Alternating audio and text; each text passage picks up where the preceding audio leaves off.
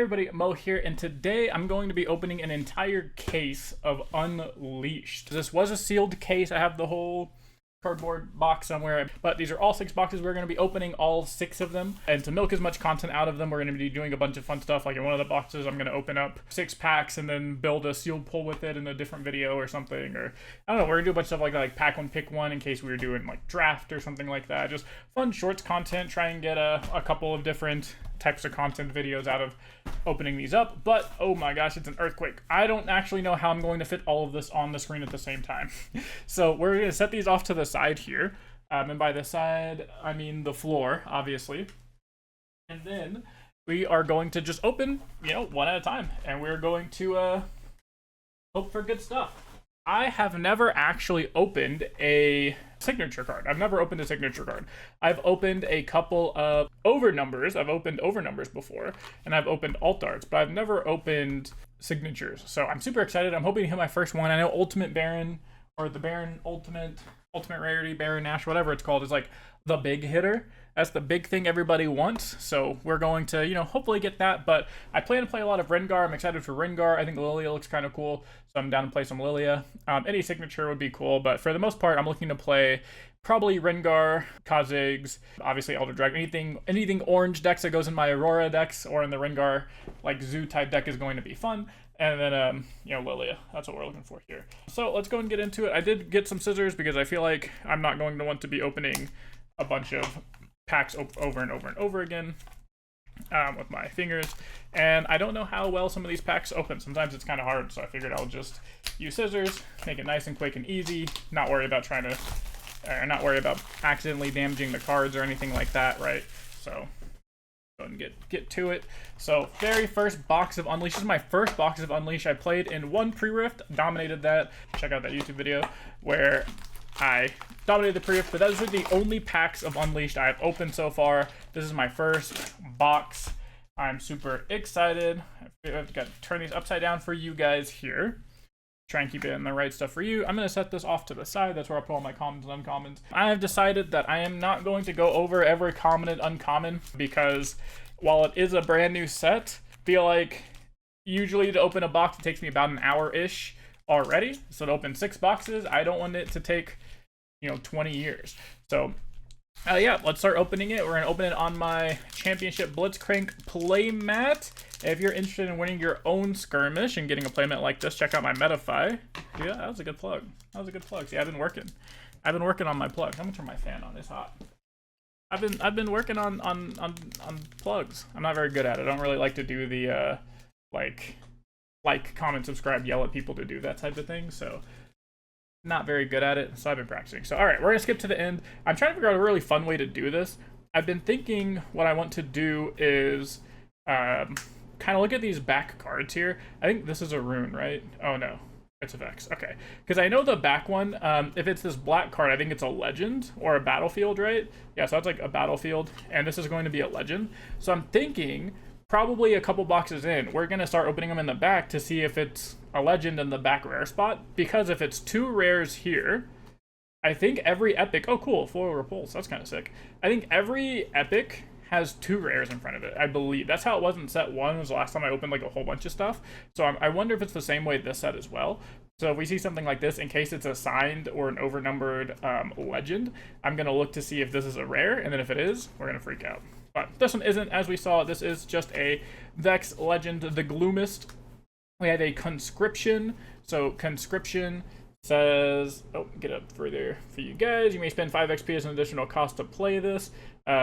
Choose an enemy unit at a battlefield with 3 might or less. If you paid the additional cost, choose an enemy unit at a battlefield instead, and then take control of it, exhaust it, and recall it. So it's basically just what is it called? Possession. It's just possession. And choose an enemy. It says choose an enemy unit at a battlefield with 3 or might less, or 3 or less might. But if you paid the 5 XP, it's just choose any unit. And then so it's just it's much cheaper version of possession if you are in an experience deck, an XP deck, and you have that. And then our foil again was repulse. So I think what I'm gonna do is I'm just gonna put all the commons and uncommons in one stack, and then just put them together. I'll sort them out later. Maybe I'll keep them separated. There we go, just for you guys. and mostly for me later. So I'm gonna put all the commons in one area, uncommons in another. I'm gonna put all the foil, uncommons and commons, and then rares. I'm just gonna stack the rares up by color, I think. How does that sound to you guys? So I think we will keep these kind of off to the side here because I don't think these ones matter as much. The commons and uncommons. Oh my gosh. And so yeah, we'll put the commons and uncommons way off to the side. We'll put the commons and uncommons.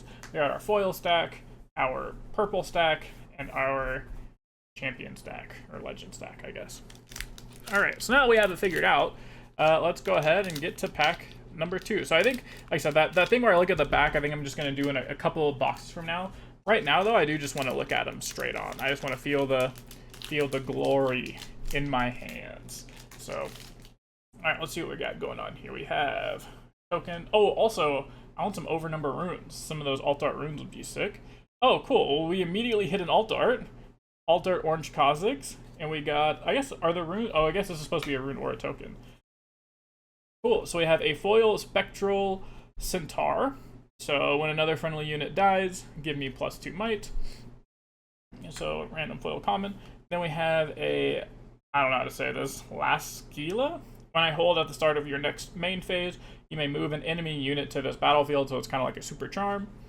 And that'll be a green. And then we have an alt art. And of course, I don't have sleeves ready, because why would I, Mr. Emotional, ever be prepared? That is...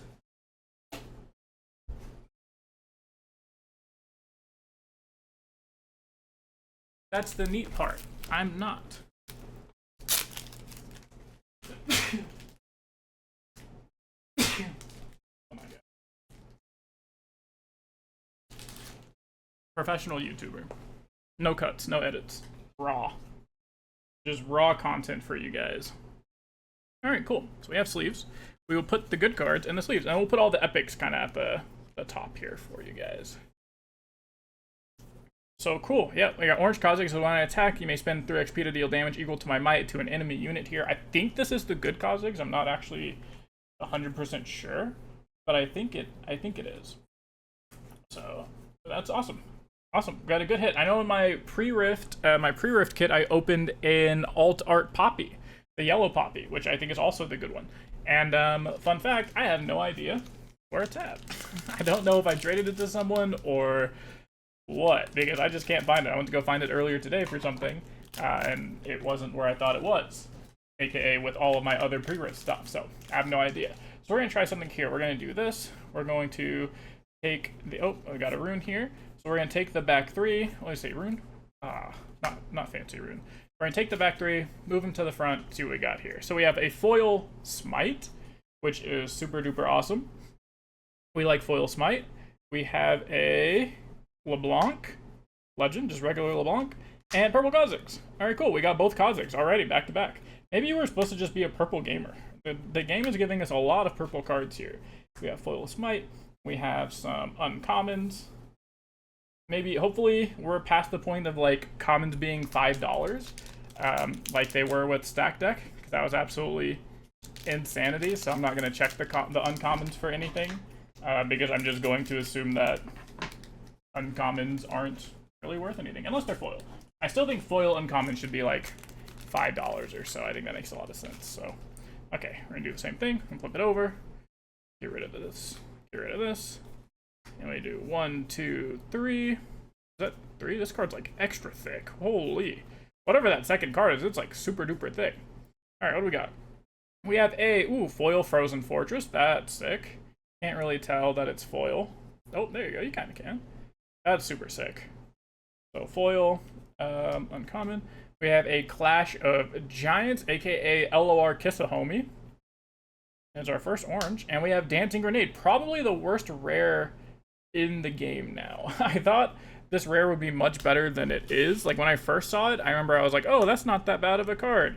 I'm pretty sure it's just like actually the worst card. Oh, look, we got another Fortress. Oh no, it's Forbidding Waste. I thought we got 2 of the same battlefields in the same pack, but we in fact did not. We did not. So, alrighty, we're going here. This is gonna be a long video. Strap in. Strap in. I'm getting a little bit more comfortable. a little bit more comfortable with the pack openings. I'm still trying to do, I know people said their #1 gripe with pack openings, just kind of in general, not necessarily with me or with like Riftbound specifically, but in general was people taking the packs like off screen and stuff like that. So I guess that's how you cheat. And so I'm trying to keep everything on screen for it. I think that's my biggest issue right now. So all right, let's see what we got here. We got boom, foil Dragon Soul Sage, so foil Mana Rock. That seems pretty good. We have a Diana Legend. We're gonna collect all the legends. Oh, we had an epic. We have Death from Below, a signature spell. Okay, so that kind of disproves my every epic has a double rare in front of it, which is kind of cool. I'm glad we got that disproven early, but we got a Death from Below signature spell from Pike, which is super gorgeous. Oh my god, this card is gorgeous.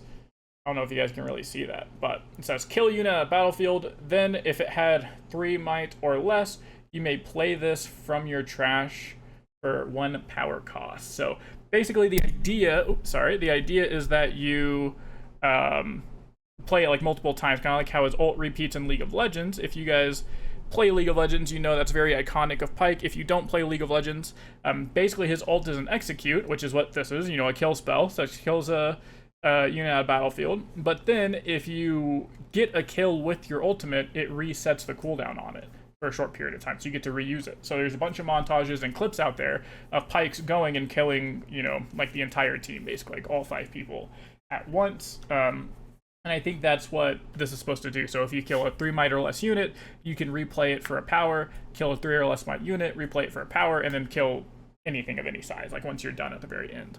And it's a really cool way to be able to kill multiple units at a time. So very sick. All right, pretty strong hits so far. Pretty strong hits. A signature spell, which those are always a decent amount of value. I'm pretty sure the... Oh, we'll put this here. And then for the runes, actually, let's just go and put it behind all 3 of these. Let's see, maybe we get a foil rune. Who knows? Boom. Okay, we got foil Sharkling. We have a Hue. It says, when I move, draw 1, then discard 1, then do the following based on the discarded card's type. So if you discard a spell, draw 1. If you discard a gear, you ready 2 runes. If you discard a unit, you give him +3 might this turn. And an Atacon. Atacon is one of the very few... What was that? 1, 2, 3, 4, 5, 6. Wait, is that... Oh, yeah, no, sorry. So, 1, 2, 3, 4, 5. What are we missing? We're missing yellow. Oh, yellow. The Atacon. All right, cool. Yeah, we're going to put the legends, like, off to the side here. I think this makes the most sense. That way, because no one really cares about legends, let's be honest. No one cares about these little guys. We'll set them over there. And it was just a normal rune, unfortunately. But yeah, Atacon's super sick. I don't know how good he is, but I was really excited to see him in League. I really like a lot of League's lore, or sorry, in Riftbound. I like a lot of League's lore, and I really get excited when I see cards that were in Riftbound or good in Riftbound transferred over to, or sorry, good in LOR or popular in LOR transferred over to Riftbound, because it always makes me happy. I know there's a big camp of people that just like don't like the fact that some of the art is the same as LOR art, or, you know, in set 1 case, all of the art was set 1 art, but they are going away from that, so, you know, that's really nice. That I just like seeing that art. So we have Yuumi. We love Yuumi here. I don't personally love Yuumi, but I know some people that absolutely love Yuumi, so I have to collect every single Yuumi I see. We have a Vi and a Poppy. Nice. So this is the Poppy that I got the alt art for. So this Poppy I think is probably the better Poppy, if I'm not mistaken. So it has Ambush. It says you can spend 3 XP as an additional cost to play me. If you do, I cost 3 energy less. Oops. And she has Tank, so she has to be dealt damage first, and she has Ambush, so she can attack in. And then if you have 3 XP, she's effectively just a 3 energy, 1 power, 5 might unit with kind of accelerate, you know, Ambush. So very, very sick. Oops, that is an epic, sir. That goes down there with epics, and it goes in a sleeve. And it goes in a sleeve. We're going to sleeve all the epics. I don't know of any rares that are worth a lot. I actually don't know the price of anything, so while I'm editing this video, I'm going to be putting the prices of everything up on the screen as of time of editing, which will be most likely still pre-release prices, or not released yet prices, so it'd be just TCG market prices. So who knows how real those prices will actually be, you know. But it'll at least make me feel good when it says I opened a card that's, you know, like a $300 card, and it's only $300 because That's just what people listed it for on TCG Player. So, all right, boom, Vex. Okay, I think we got another epic. So this one did have 2 rares with an epic. I don't think I've ever seen a 3 rare pack. So I think if the first card is a rare, I think it's almost guaranteed to be an epic in the back. So we have green Vex. This is not the best Vex, I don't believe. It says when you stun me, or when you stun an enemy unit at a battlefield, you may move me to that battlefield. I think purple Vex is the one that Vex players are going to want to use. I think this is more of like a Leona shell or a stun-based shell. Maybe you play like one of these in Vex. Not too sure, but I know the purple Vex is the main chosen champion. And we have Neela. So Neela, 3 energy, 1 power for a 4. Then you can accelerate it. So, you know, about on rate for accelerate. And then it says, when I move, gain 1 XP. So it's a good way to gain XP. And is this an epic? Oh, well, we know our rune is normal. It is an epic. What do we get? Ivern. Oh, that's an alt art Ivern. Let's go. Let's go. That's 2 alt arts, baby. Ivern. Naturer. Or Nurturer. So, oh, come on, focus here. It says, when you play me or when I hold, look at the top 3 cards of your main deck. You may reveal a unit from among them and draw it. Recycle the rest. Then reveal a bird, cat, dog, or Poro. If you do, do this, buff a friendly unit. So effectively, if the unit that you revealed was a bird, cat, dog, or Poro, then you get to buff any unit, buff any friendly unit. So cool. He's a little tutor, and on top of tutoring, he buffs something. So he's effectively going to be a 5 energy, 1 power, 5, because it happens when you play him. So you can just play him and then buff himself as soon as you play him. I think is going to be a very common play pattern. And yeah, I have not checked to see how many different birds, dogs, cats, Poros, all the stuff that it says that we have on here. But I know, obviously I know the Poros. I'm waiting for Braum to come out or something that lets us just play everything together, like, or maybe the Poro King as a deck.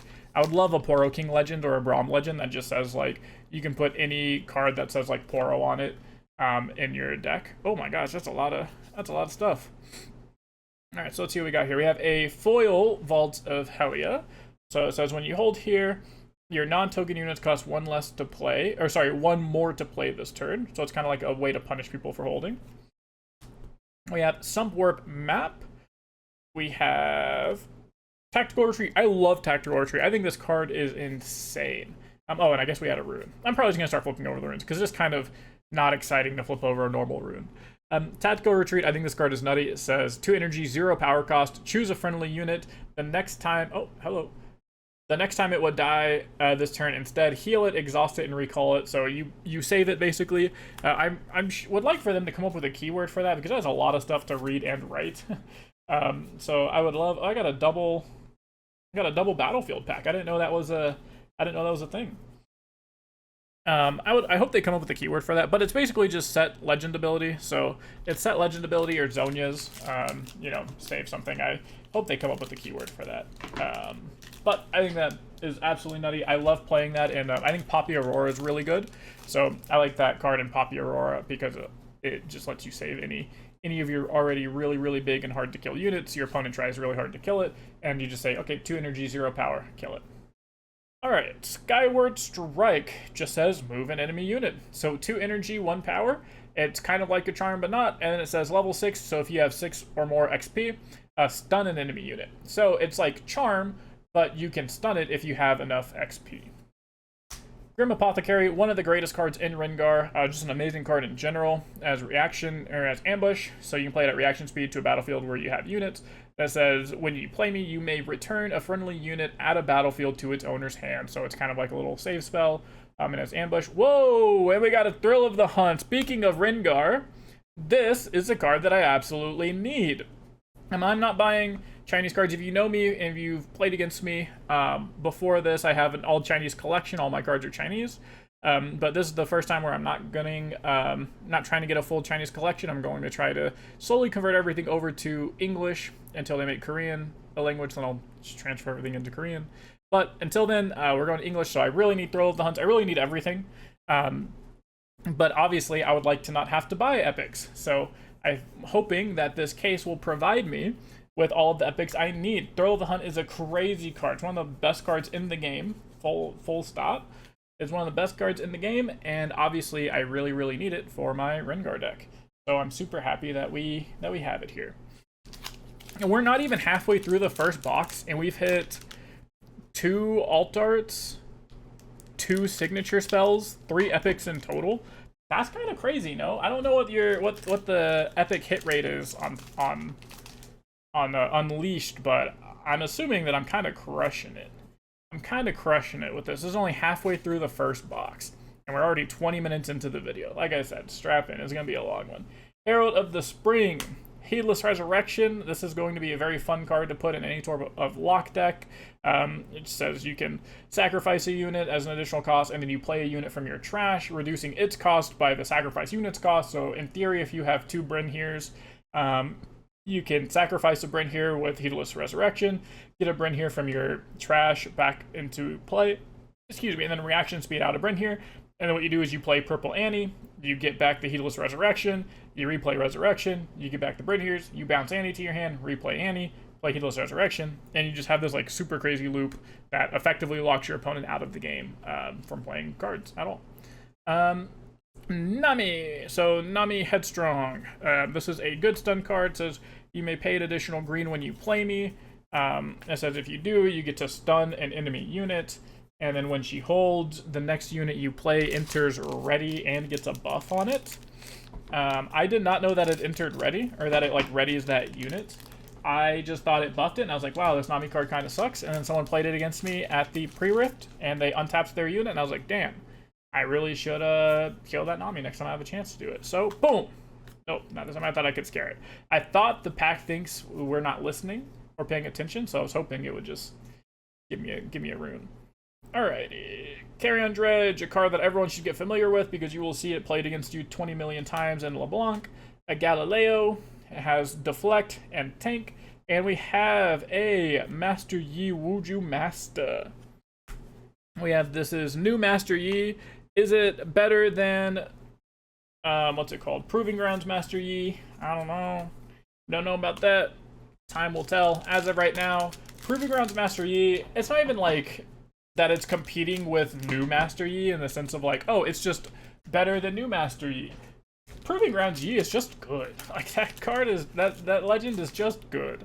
Free stats good. Who would have thought? Who would have thought? Alright, get rid of those 2.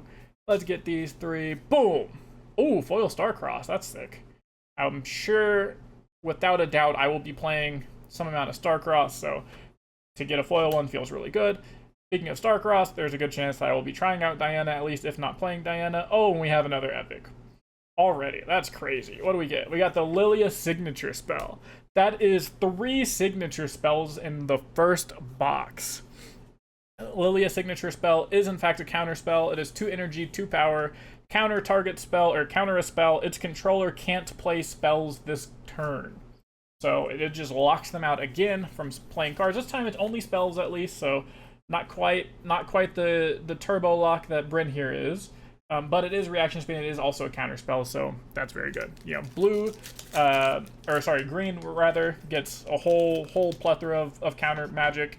So being in blue-green with Lilia, you have access to every single counter spell, just about every single counter spell in the game outside of the random like purple ones. So Lilia's signature spell, I'm sure, will come in handy. I think it's probably going to be a sideboard card for some matchups, like maybe a green matchup or something, where it's like, oh, you're going to want a counter spell, but maybe, you know, you want them to not play any other spells because they're a spell heavy based deck. Boom! Oh, we tried. I tried to trick the pack. Yeah, you have to try. You know, you have to try. So we have Katarina. Oh, is this an epic? I think we have another epic. So we have Katarina when a unit... Oh, sorry, when you hide a card... Oh, sorry, when you hide a card, ready me, and when you play a card from face down, deal 2 damage to an enemy unit. So the idea is she's, like, jumping around like Katarina in game. I think that's super sick. Virtuosa. And we have a... Ooh, an overnumbered? Oh, nice. We have the... Or not overnumbered. Wait, is this overnumbered, or is this just... Yeah, no. Yes, it is overnumber. We pulled an overnumber Poro. Also, this is a very good Poro. This is one of the most played, if not the most played Poros. So that is actually super duper duper sick. I guess that is a side quest I completely forgot about, is pulling every overnumbered Poro. That would be absolutely amazing. Yeah, this is getting way too crowded already.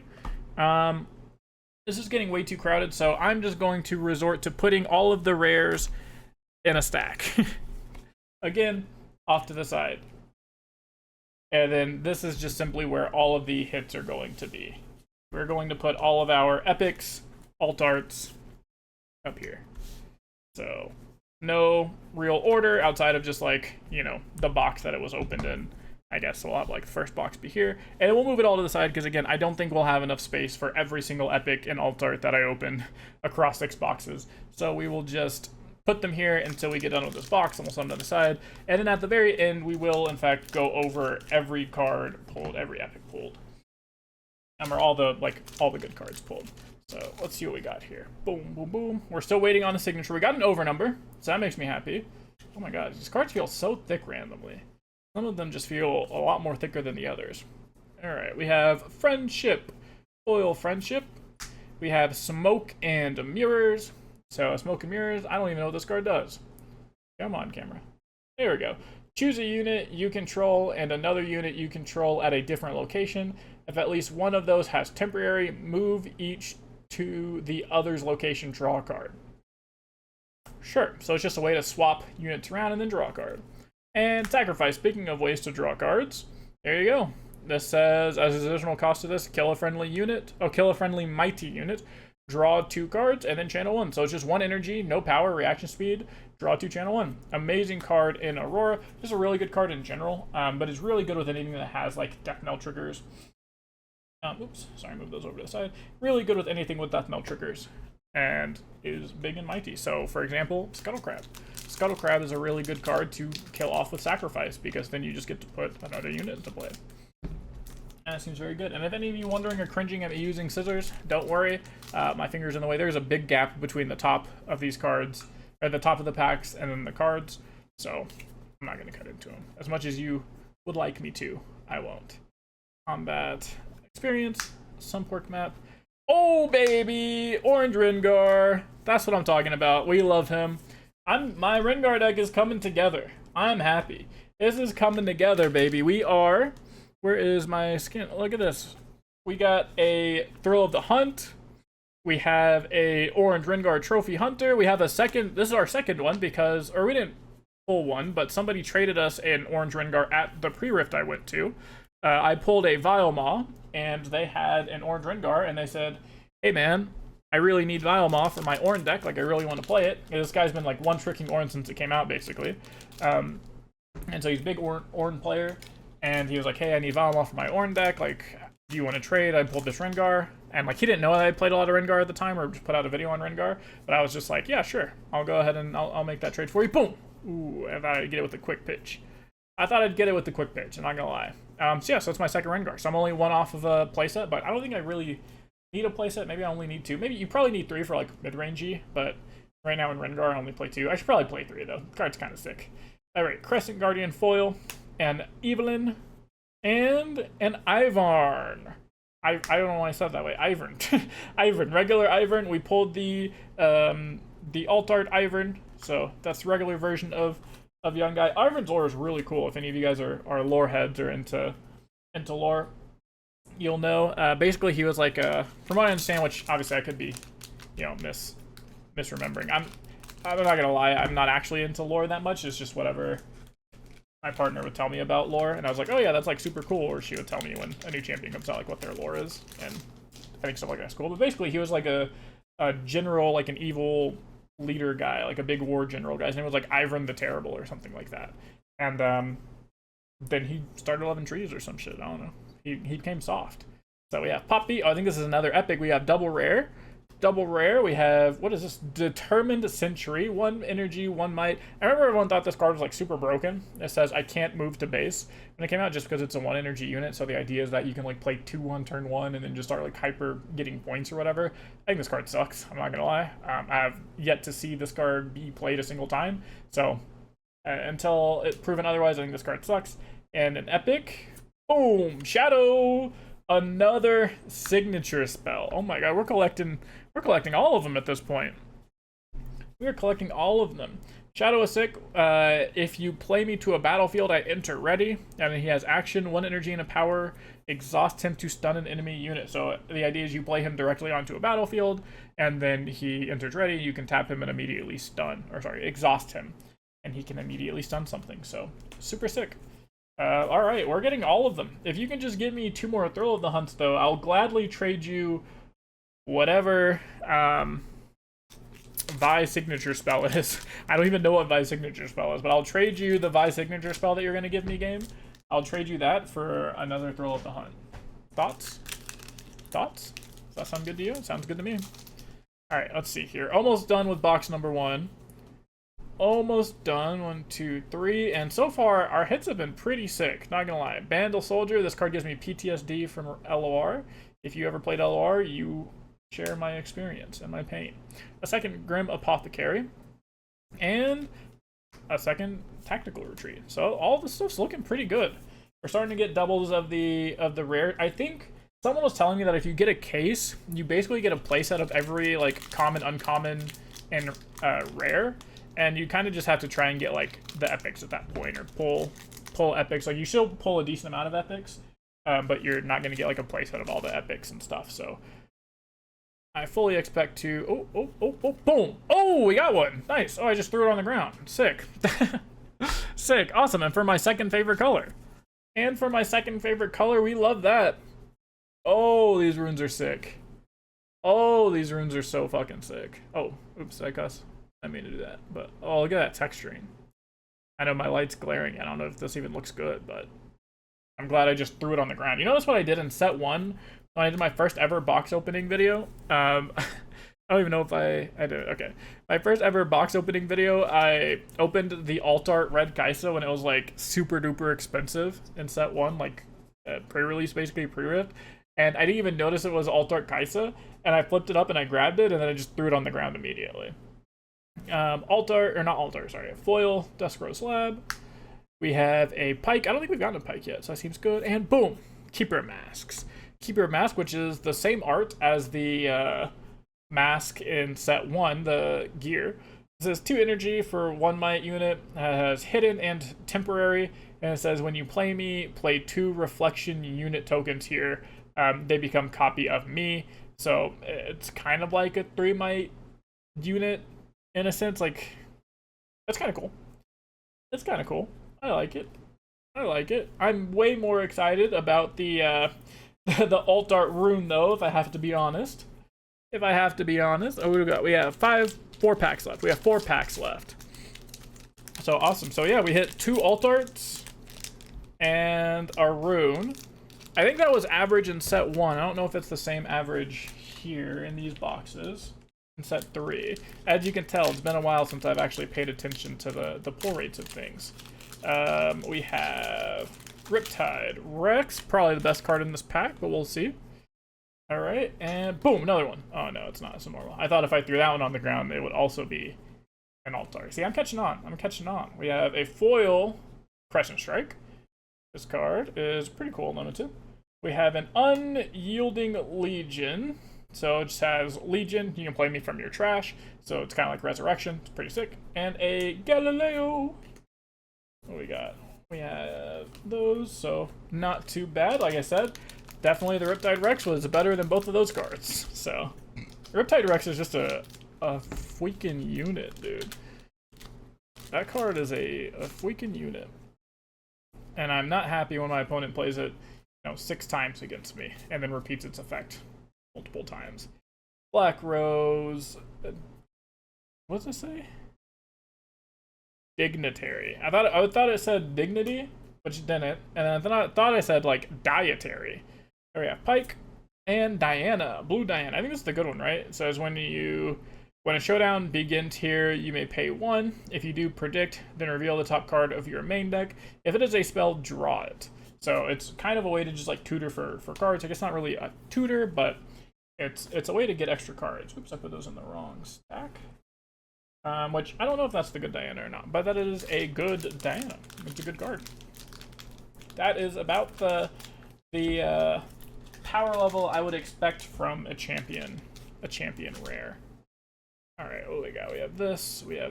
We have 1, 2, 3. We have boom. We have Shadow's Claw. Oh, Shadow's Call. We have a Kha'Zix. It's our first Kha'Zix. And an epic? Nope, we don't. We have our second Unyielding Legion. That's right, we'll put the Kazakhs here. Unyielding Legion. A lot of people thought Unyielding Legion was going to be really good.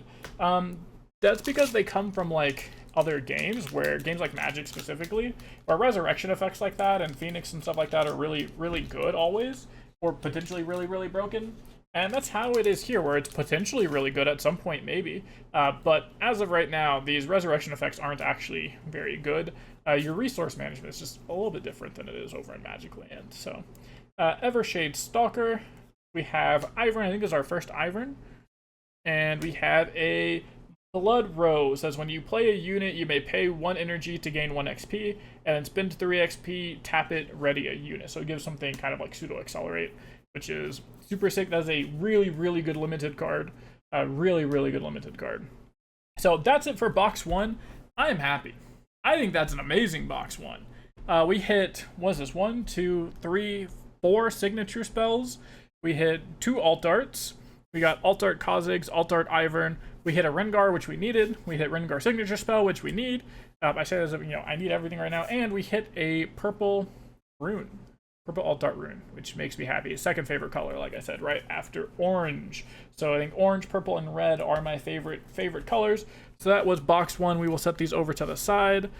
And I don't know how I'm doing so far. I'm not going to lie to you. I don't know the prices of anything. So it's going to be exciting for me to go back and pull all this stuff up with the prices next to it.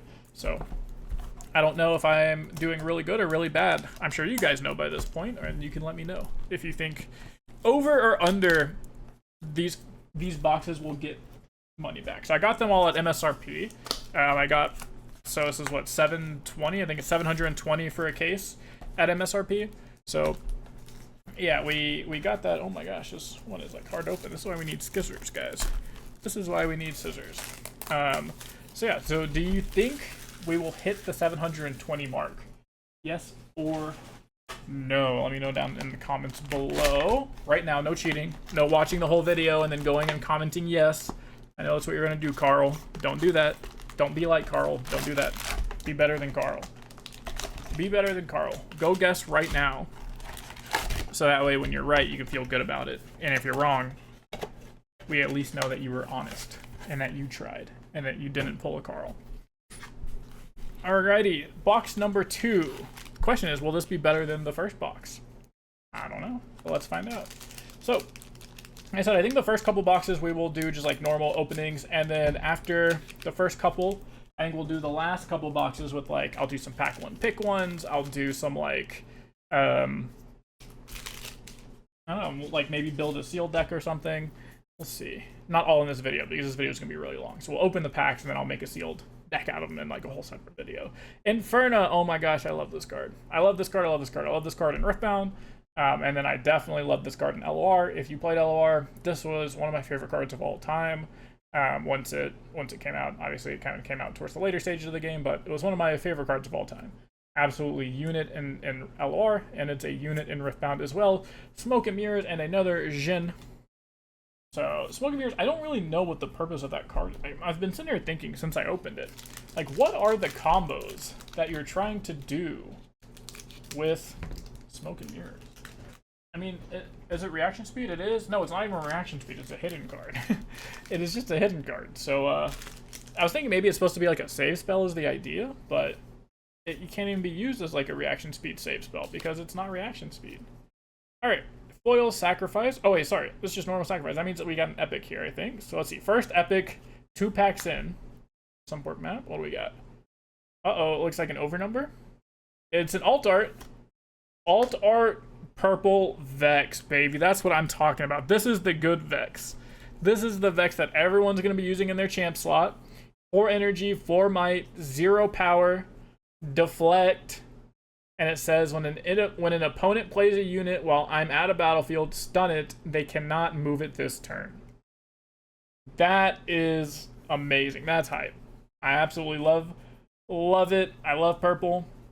And obviously I love Vex. I think Vex, the unit. I haven't really played too much of the deck myself, mostly because it doesn't look very fun to me.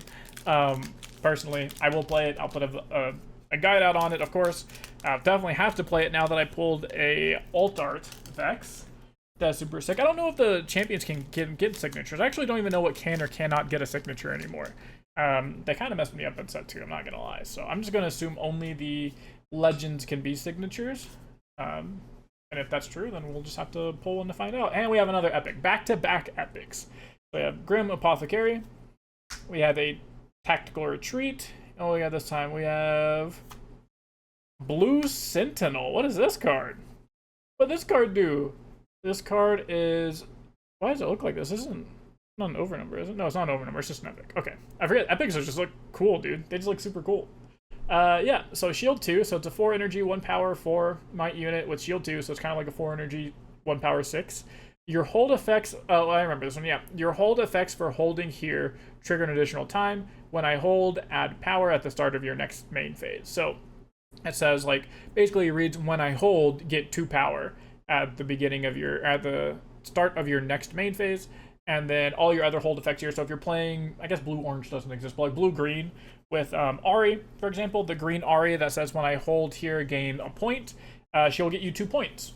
I was going to say blue-orange, but blue-orange doesn't exist, but when it does exist, you can hold with the Trinity Force. You put a Trinity Force on the blue sentry, and there you go. You're just holding for, again, 2 extra additional points there. So you get 3 points on the hold. Same if you have a green Ari here, which that's something I'm actually kind of interested in. I might make a green Ari, like, OTK hold-based deck, because that sounds super sick with this blue sentry. I'll have to find out what other, like, good hold effects there are, because I kind of like that. Sorry, another kind of fuzzy in the back. I'm still trying to figure out how to get this camera working.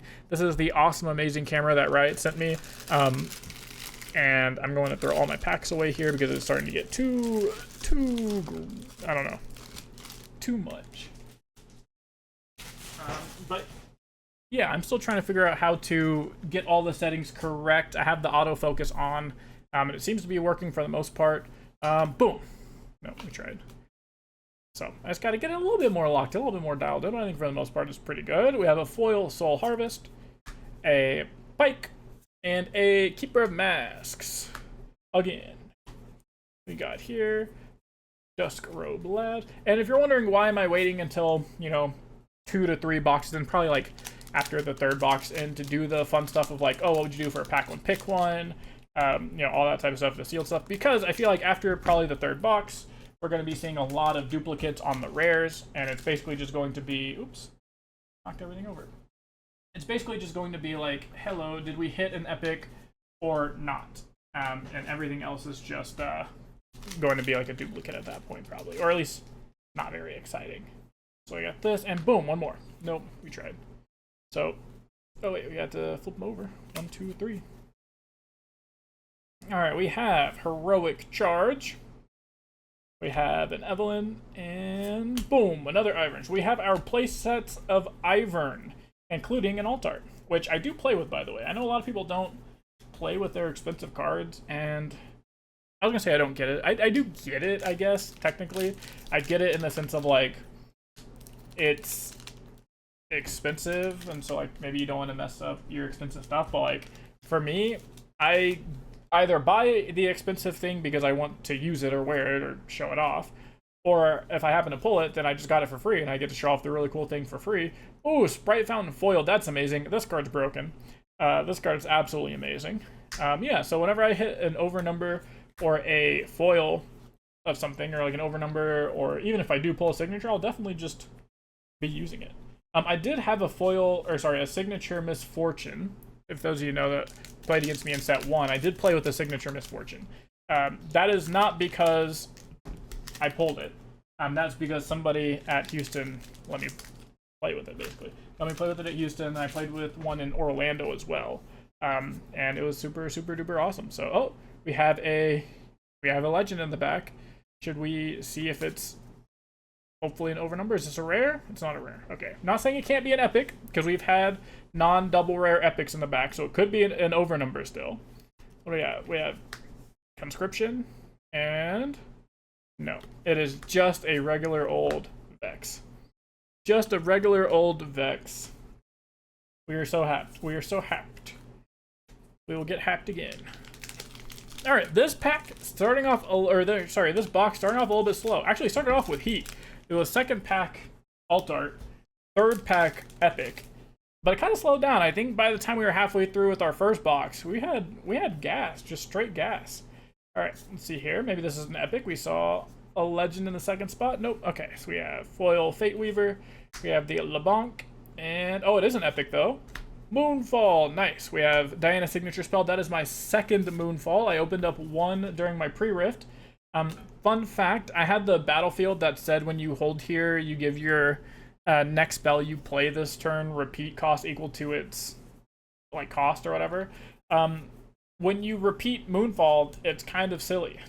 Repeated Moonfall is kind of silly, especially when you're playing limited, pre-rift specifically. So decks aren't really built on a power level to deal with Moonfall at all, like in general. Definitely are not meant to be dealing with multiple Moonfalls, especially on the same turn. So it did a lot of work for me, and I was super happy about it. All right, boom, boom, 1, 2, 3. We have a crowd favorite, one of the best cards in LOR of all time. I played in every discard aggro deck. Purple Kha'Zix, so I think we have a play set. And Kiss a Homie. We have a playset of Kiss a Homies now, because I opened one of those in my pre-rifts. I thought about playing it just because that's a funny name. If you don't know why I'm calling it Kiss a Homie, you should know. You know why I'm calling it Kiss a Homie. I feel like I'm making a lot of LOR references. I don't usually make a lot of LOR references when I'm playing Riftbound or talking about Riftbound with people, but I don't know. I missed that game. It was a good game. Easy to make LOR references in a game with... Ready? Boom! Oh, okay. Maybe I should actually not be throwing these on the table. Maybe I should not be throwing it on the table in case it is in fact a super duper sick alt art. I think the green one is the most looked after one. Oh my gosh, look at that foiling. Just look at that beam right there down the middle. That is so sick. I think the green one is the most sought after because it looks very damn good. I'm not gonna lie to you. It looks very good. Oh my gosh, and we have a legend in the back, but we know it's not guaranteed epic because we saw that it was a battlefield here. Oops, I'm upside down. Oh, we have foil, Gardens of Beacon. Doesn't mean it can't be an epic, can't be an overnumber. Oh my gosh, it is. Not. I tricked you guys though. How many of you were tricked? Probably none of you. Probably all just saw the rare diamond and were like, what are you talking about? Alrighty, but oh my gosh, we hit though. I can't complain about that pack. All right, maybe I should stop talking bad about this box. This first half is definitely feeling good again. Feeling good again. I think the first half is where we had the rune in the other box as well. So if these last, there's 3 packs left on this half of the box. So if this half has 3 more epics, then it's doing pretty good. Boom. Nope. Okay, I should definitely stop just throwing them on the ground. All of my cards are worth nothing because I play with all of them. I riffle shuffle my own deck, and I throw them on the ground when I open them. All of those are true. 3 truths, 0 lies.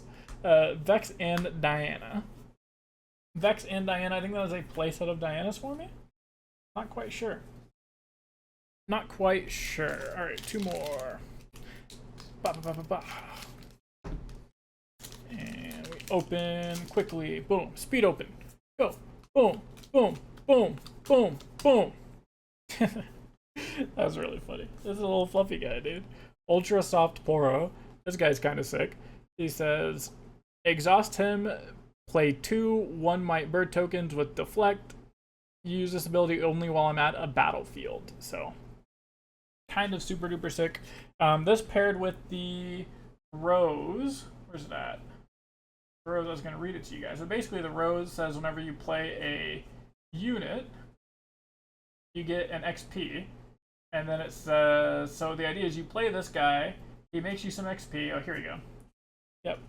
It says when you play a unit, you may pay 1 energy to gain 1 XP, and then you spend 3 XP to ready a unit. So with I saw someone posting about the Ultra Soft Oro. You would play it, it would make 3 guys, or you could like spend 3 energy, tap it to make it come in ready, and then you tap him to make 2 dudes, and then you get overall 3 experience, and then it's just like super duper sick. I don't know how they were bouncing exactly. Maybe it was like in Pike? It can't be in Pike, but I don't know. I don't really know how they were bouncing them, but anyways, it sounded like a really cool combo of, you know, essentially play 3 dudes, get 3 XP, make it come in ready, tap it immediately. Cool stuff. Alrighty, let's see what we got here. We have another one. That was a super quick pack. I wanted to try what happened if I open them up super quickly. Boom. We have Monch, a Jin, and a Lilia. This was my chosen champion in my pre-ripped. And if you watch that video, you know that I went super duper well. I dominated that pre-ripped. Lilia is a really, really good card. I think that is going to be the fact that that is a constructed chosen champion means that when you get that chosen champion in limited, it's going to be extra strong. All right, boom, boom, boom, boom, boom. Oh, I go super fast again. It didn't work. I thought if I abuse my cards by throwing them on the ground and by going super fast to sneak attack the pack, it would give me heat, but not quite. But not quite. All right, let's see what we got here. Oh, I'm getting a little bit messy. I'm getting a little bit meshy. Let me get all my stuff out the way here. All my stuff out the way. Alrighty. Boom, boom, boom, boom, boom, boom, boom. Nope, not quite. 1, 2, 3. Buckle my shoe. Okay, we have not hit an epic in a while. We actually haven't hit an epic since this Diana Moonfall. So we got boom, boom. Oh, and we got one. All you have to do is complain. It's that easy. You just have to complain. We opened a Rift Herald. This card is super sick. It's 8 energy, 1 power, 7 might unit. And it says, when I move to a battlefield, look at the top 3 cards of your main deck. You may reveal a unit from among them and draw it. Recycle the rest. And then Death Knell, play a unit from your hand to your base, ignoring its energy cost. So you just have to pay the power cost. So this is what I was saying combos really well with Sacrifice, where you move up with Rift Herald, you put a really big unit into your hand or put something into your hand or whatever. You sacrifice the Rift Herald to draw a bunch of cards, and then you just get to play whatever big unit out of your hand for free. I mean, you have to pay the power cost, but you get to ignore the energy cost, which is, really sick. You effectively just get to pay 1 energy to draw 2, play a unit from your hand. Sounds kind of broken. Especially if that unit... Oh, I just threw everything on the ground. Especially if that unit doesn't have a power cost, like an Elder Dragon. Oh no, I hope this is not a good card. Okay, I hope none of these are good cards, because I threw this whole pack on the ground, basically. Alright, got all these epics, and I did that not intentionally. Alright, what do we got here? We have Atacon, Hui, and a foil Isolate. Isolate was another banger card in Limited. Absolutely another banger card. Okay, now we're going through the second stack here. And this side is going to be super stacked. Be ready for hit after hit after hit. Ready? Watch this. Oh, this is it right there. That's our signed legend, guys. All right, we have a foil Yeti Brawler. We have a Yumi and a Vi, regular Vi. Okay, but now this side is going to start hitting. Oops, I don't know what I'm doing. I'm getting too overwhelmed by all these options over here. We put our Vi up there. What do we have? We have 1, 2, 3, 4, 5, 6, 7. 6, 7. You know what I hate? I hate that you can't even count to 7 without someone yelling 6, 7 at you. And by someone, I mean my friend. My friend John, who does nothing but yell 6, 7 constantly. And then anytime I'm counting to 7, he just screams in Discord mic. Alright. Herald, a Pike. Oh, an epic. Oh, a Vile Maw, baby. There we go. That would be our second Vile Maw, but we traded one away to our friend. But that is our first Vile Maw now. This card is amazing. I love this card. I'm super duper excited to start working. With this card. I'm looking into Master Yi. I think Vile Maw plus Rengar is an insane combination of cards to have to try and play around. Vile Maw is my vote for the best card in the set. Previously, like before getting any games in or anything, this was my vote, so we'll see how that holds up. It says, enemy units here with less might than me don't deal combat damage. When I hold, draw 1. And he has Ambush. 8 energy, 2 power for an 8. Fun fact, if you get that card in your pre-rift or in limited in general, it is illegal. It is illegal to get that card because of how broken it is. It's not actually illegal. Don't not pick it if you're playing a draft at your LGS. You should definitely pick it. I mean illegal in the sense of it is just simply broken. Alright, we have the list. We have another Neela and another Kha'Zix. Alrighty, how do you guys like this opening from there, putting the 3 to the front, opening it up? I feel like that's a lot faster, still builds some suspense, and you have less chances of like accidentally revealing that you have a juiced pack, you know? Like, that's one thing that I hate is when I'm going through all the commons and uncommons, I like accidentally slip it down, and I like slip all the cards down, and all of a sudden I can see, boom! I can see that like, oh, it's like a full art something, and now it's just like, I can't even pretend that I don't know or hide my excitement. Uh-oh, this one does have an epic though. This one has an epic. Maybe it's the Baron Nashor. But see, I only have to go through 2 cards, and then I get to see it. I don't have to try and go through like 10 and get it spoiled. So Blood Rose. We have Sumpworks map. What do we got here? Boom! And a regular purple Vex. Alright, that's 2 Vexes. We're about to get a playset of Vexes in our one box. I'm pretty happy about that. I'm very happy about that right there. Obviously, I'd like for them to be Rengars. Actually, I have the 2 Rengars I need, but I need the signature spell. If you can hear me, Unleashed Gods, give me 2 Rengar signature spells in the same pack.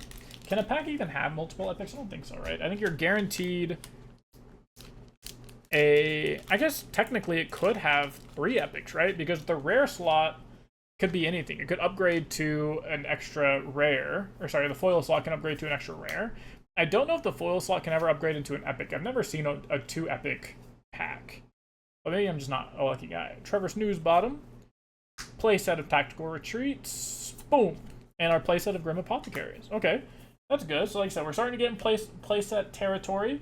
So this is why, starting with probably, again, I said probably the 4th box, we're going to try and come up with ways to make these a little bit more exciting. We are making good pace though. We're about an hour in, so it's averaging about 30 minutes a box. I can't talk. Oh, okay. I was literally just about to just throw it over there. That's 2 alt art runes in 1. Okay, honestly, I'll take that. If I don't get any more epic hits, this is the craziest box I think I've ever opened as far as like hits. Oh my gosh, my 3rd favorite color. My 3rd favorite color. Purple, orange, and then red, baby. That is super sick. You know what the really sad part is I already have my like playset of every epic or of every alt art rune, but these are so sick. I'm now going to have to trade all of those in to get a playset of the new runes. I'm gonna have to do that consistently, and I hate myself for it because I love the shiny things. Boom! I was trying to sneak an epic. I figured if I talked a lot, I could trick the pack, sneak an extra epic in there. Another Heedless Resurrection though. But yeah, I'm gonna have to get all of the new stuff. How long until you guys think we get dual colored runes? And do you think they'll have a downside? You know what I predict? I think we're gonna get a dual colored rune that says like, when you channel me, recycle another rune or something like that. So that way to kind of keep it a little bit more balanced, you know, instead of just being like just straight power crept or something. Oh, let's see. Boom! Oh, we got another epic. Damn, this box was stacked, man. Galileo! Master Yi. Alright, come on, show me Thrill of the Hunt. Rip it off. Pike. Oh, good Pike, though. I play one of these in I think I play 2 of these in my Rengar deck. This card is sick. 3 energy for 2, and you can pay a power to have it accelerated, basically. So when you play it, it comes in ready. However, it has hidden, and he has ganking. And he says, when you play me, if you paid the additional cost, which is the red power, ready me and then give me +2. So this is a 3 energy, 1 power, 4 might accelerate unit, which is just like nuts. But the fact that you can hide him and then play him from hidden, pay a power, and he has 4 might and then can just gank over is super duper duper sick. When you do that in Rengar, he is effectively a 5 might 3 cost unit. So you can hide him, which I think hidden cards in Rengar are already really strong, like hidden units. And the fact that you can hide him and then now he can gank over to the other side is super, super duper strong. So I like that. I haven't seen what the alt arts for Pike look like, but I'm glad we hit this because, again, I need it for my Rengar deck. And so far, we're doing pretty damn good on cards for our Rengar deck. All right, you know what? I'm not going to ask for much more. I'll let this pack be a dud, a complete dud-arino, because honestly, this box was gas. This box was straight gas. I'm totally okay with the rest of this just being super duper dud pack. Yeah, only got a shitty rune. Look at this. You're gonna try and fake me into thinking that it's a signature. It's not. See, like, not a rare, so it's not gonna be an epic back there. We have a Feyfolk, and we have a regular Vibe. This card is also broken, by the way, which I also need for my Rengar deck. This card, I didn't really see why it was broken. People kept telling me it was broken, and I was like, whatever, it's just like a shitty charm. Play this guy in Rengar. All of a sudden, your opponent's not allowed to play 2-drops, because any 2-drop they play just dies. If they play a 1 or 0 might unit, it just straight up dies to my unit. Even if they play a 2 might unit, though, if you open with something like a Pit Rookie, and you just play Pit Rookie in Rengar, this card turns into a 3 might unit, because when you play the Pit Rookie, it'll get +1 here from the Rengar Legend, and then Pit Rookie buffs it, which gives it another 1 might, so it turns into a 3 might unit that just gobbles up your opponent's units forever. You play it on the Fountain, or the Star Spring battlefield, where you get to push back a unit when you play a unit there, and it's just turbo broken, because what happens is you move it up to Star Spring, you pull in your opponent's unit, you flash in an ambush unit onto Star Spring because you played a unit there, you bounce the Feyfolk back to your base, and then now you can just keep doing that over and over again, and it's just so disgusting. But what else was disgusting? This box, holy, I think we have less total hits than the other box. I'm not quite sure. We only have 1 alt art, but we got 2 runes. But yeah, we only had 1 alt art champion, and then 5 total epics, 2, 4, 6 total epics, which I think is less than the other. What did we hit over here? We hit 1, 2, 3, 4, 5, 6. Yeah, we hit 6 epics, 2 alt arts, and an over number, though, which I think is probably going to be a big difference there, as we hit this over number, which I think is super sick. I don't know how many over numbers you're supposed to get per case, but anyways, that is sick. I'm hyped and happy about that. We hit our Vilemaw, we hit stuff for our Rengar deck, we hit stuff for our Master Yi deck. We are super happy. Okay, box 3. We're about to be halfway there. We're averaging good time, about 30 minutes a box. We're trying to keep it sped up so this video doesn't be like, 10 hours long. And again, all the fun stuff we'll make it speed down a little bit, but hopefully I don't drag it on too long. But, we're content creators, dude. We have to, we can't just do one thing. We have to get maximum value out of every video and milk it for YouTube shorts and TikTokies. TikTokies and YouTube shorts. So, alrighty. Let's see. Box number 3, the halfway point here. Get all this stuff out the way. Put it off to the side. And halfway point here. I think we started with this left side, or sorry, with the right side every time. So we're gonna start with the left side this time. We're gonna start with the left side. We're swapping them up. So this was left side in the box. And we'll see how good it is. Alrighty. We'll just get right into it. Start us off strong. Give us a heater to start with. Heater to start with, like alt art rune. Oh, okay. Oh, signature legend though, right there. Watch this. Boom. Okay. Probably not. Alay, the eager admirer. Ivan. And Boopy. And boom, boom, boom. Alright, we're gonna go quick. We're gonna quick in this box 3. We're not gonna waste no time. We're gonna hit only gas. Only gas, no brakes. Let's see, what can we get here? I figure if we be super fast, then we can sneak attack the good packs without them knowing. We're not gonna give them time to walk away. Oh, nice. 4th Apothecary. Sorry, I said oh nice because I thought this was the Feyfolk. I thought it was the Feyfolk, and I was super happy because I was like, oh cool, we immediately have 2 of our 3 Feyfolks that we need. But yeah, gotta go fast. This is gonna be speed running booster box opening. Except we are gonna stop anytime we hit something super freaking sick. Like this signature legend right there, because this is gonna be a rare. Boom. Okay, maybe it's not a signature legend, but we tried. Foil Sprite Burst, though, is kind of sick. Another Tactical Retreat, and a Pike. Pike. Okay, and we do these 3. Uncommons, commons. I think I have every legend now. Let's see. There are 12 legends, right? So 1, 2, 3, 4, 5, 6, 7, 8, 9, 10. What am I missing? Oh, I just put a whole pack over here. Nice. 9, 10. Oh, wait, are there only 10 legends? I thought there were 12. Maybe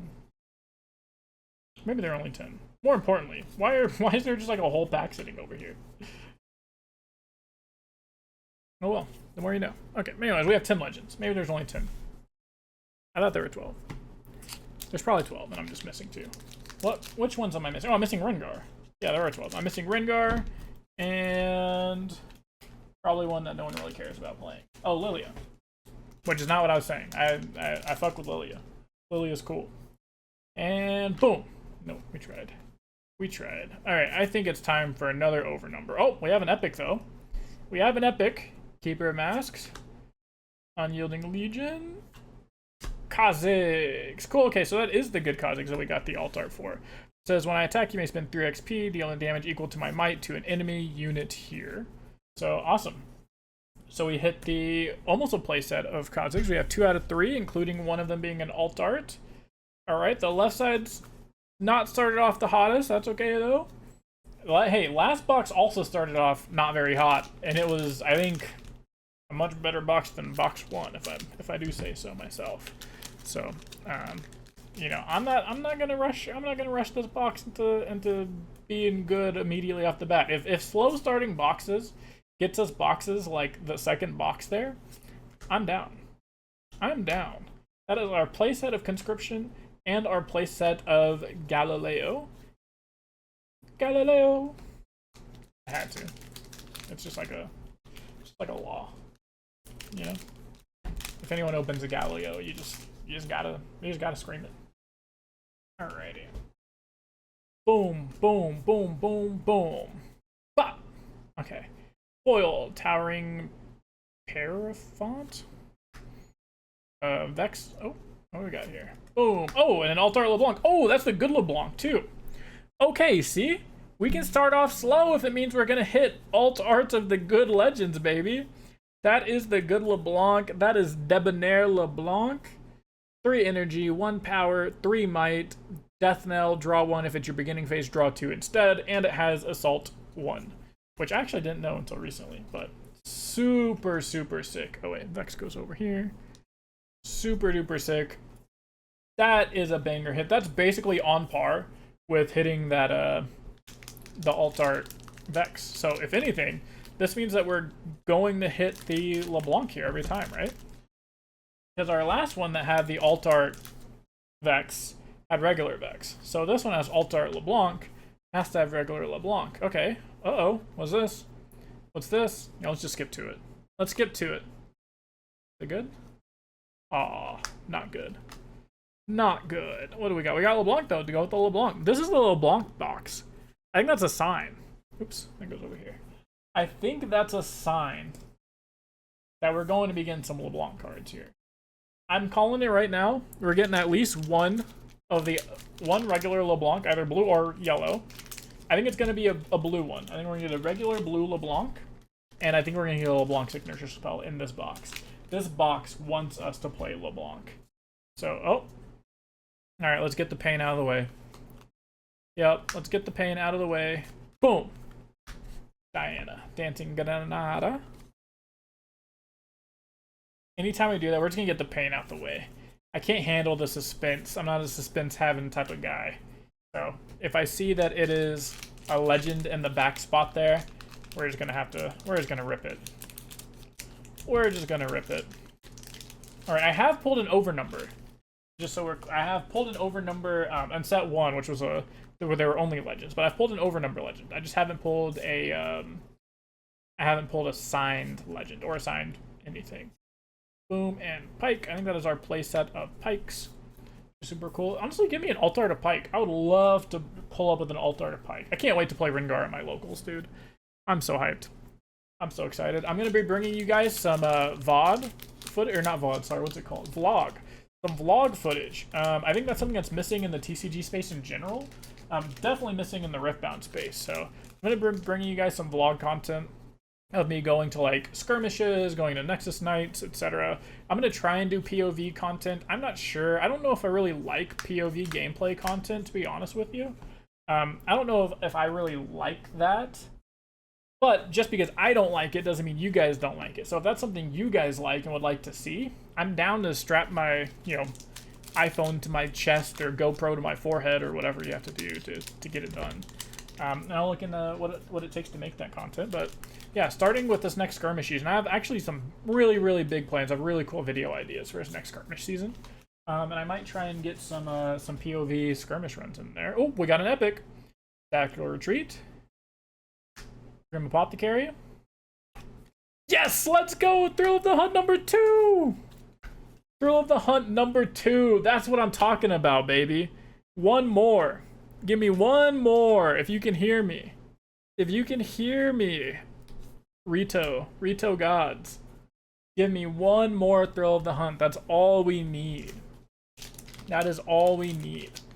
So, alright. I should have done a fun mini game before this and just said, what box do you guys think will have the highest value? Like 1 through 6. I feel like starting it now could be kind of cheating if box 2 ended up being as good as I think it could have been. It could be kind of cheating, but right now, go to the comments and let me know what box number do you think is going to have the highest value. Do you think it's going to be number 2 for the whole case, or do you think another box is going to overtake it? Let's see. Regular LeBlanc. Told you. I told you. And Epic Jin, baby. Let's go. That's another epic. Okay, we're kind of cruising now. We are kind of cruising. We have blue Jin, who is a 4 energy, 0 power format unit with vision. And it says, if your opponent spent 4 or more energy to play a spell this turn, you may play me for 1 power. Oh, sorry, if you've spent 4 or more energy to play a spell this turn, you can pay me for a power. So you effectively pay 4 energy for a big spell, and you get to play him for 1 power after that. Also, regular LeBlanc, I told you. I told you guys. Regular LeBlanc. That's what I'm saying. Now we're going to have to open up the signature spell. We're going to have to open up the mirror image. Complete the cycle. Blue LeBlanc into thing is like crazy, but oh, okay.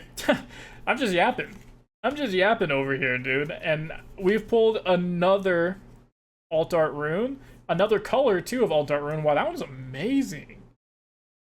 That is probably my favorite rune. Yeah, people are going crazy over the green one. I think that the blue one has to be my favorite. I'm just over here yapping. Oh my gosh, and it's an epic. And we have an epic in this pack. This pack is crazy. Oh wait, I lied. I was excited, but not anymore. I thought I saw the black border and I assumed it had to be a kiss a homie. And I assumed it was a legend. I forgot that battlefields were also black backings. I thought that was going to be the craziest pack we've ever opened. So, I mean, it was still pretty damn good. It was still pretty good. Water break real quick.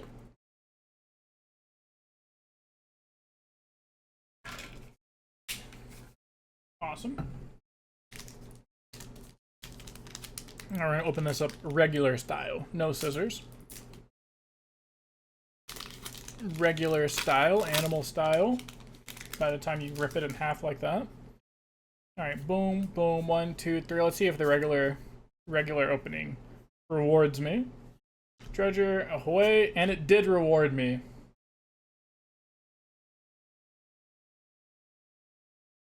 Did I call it? I called it. I told you we're going to complete the cycle.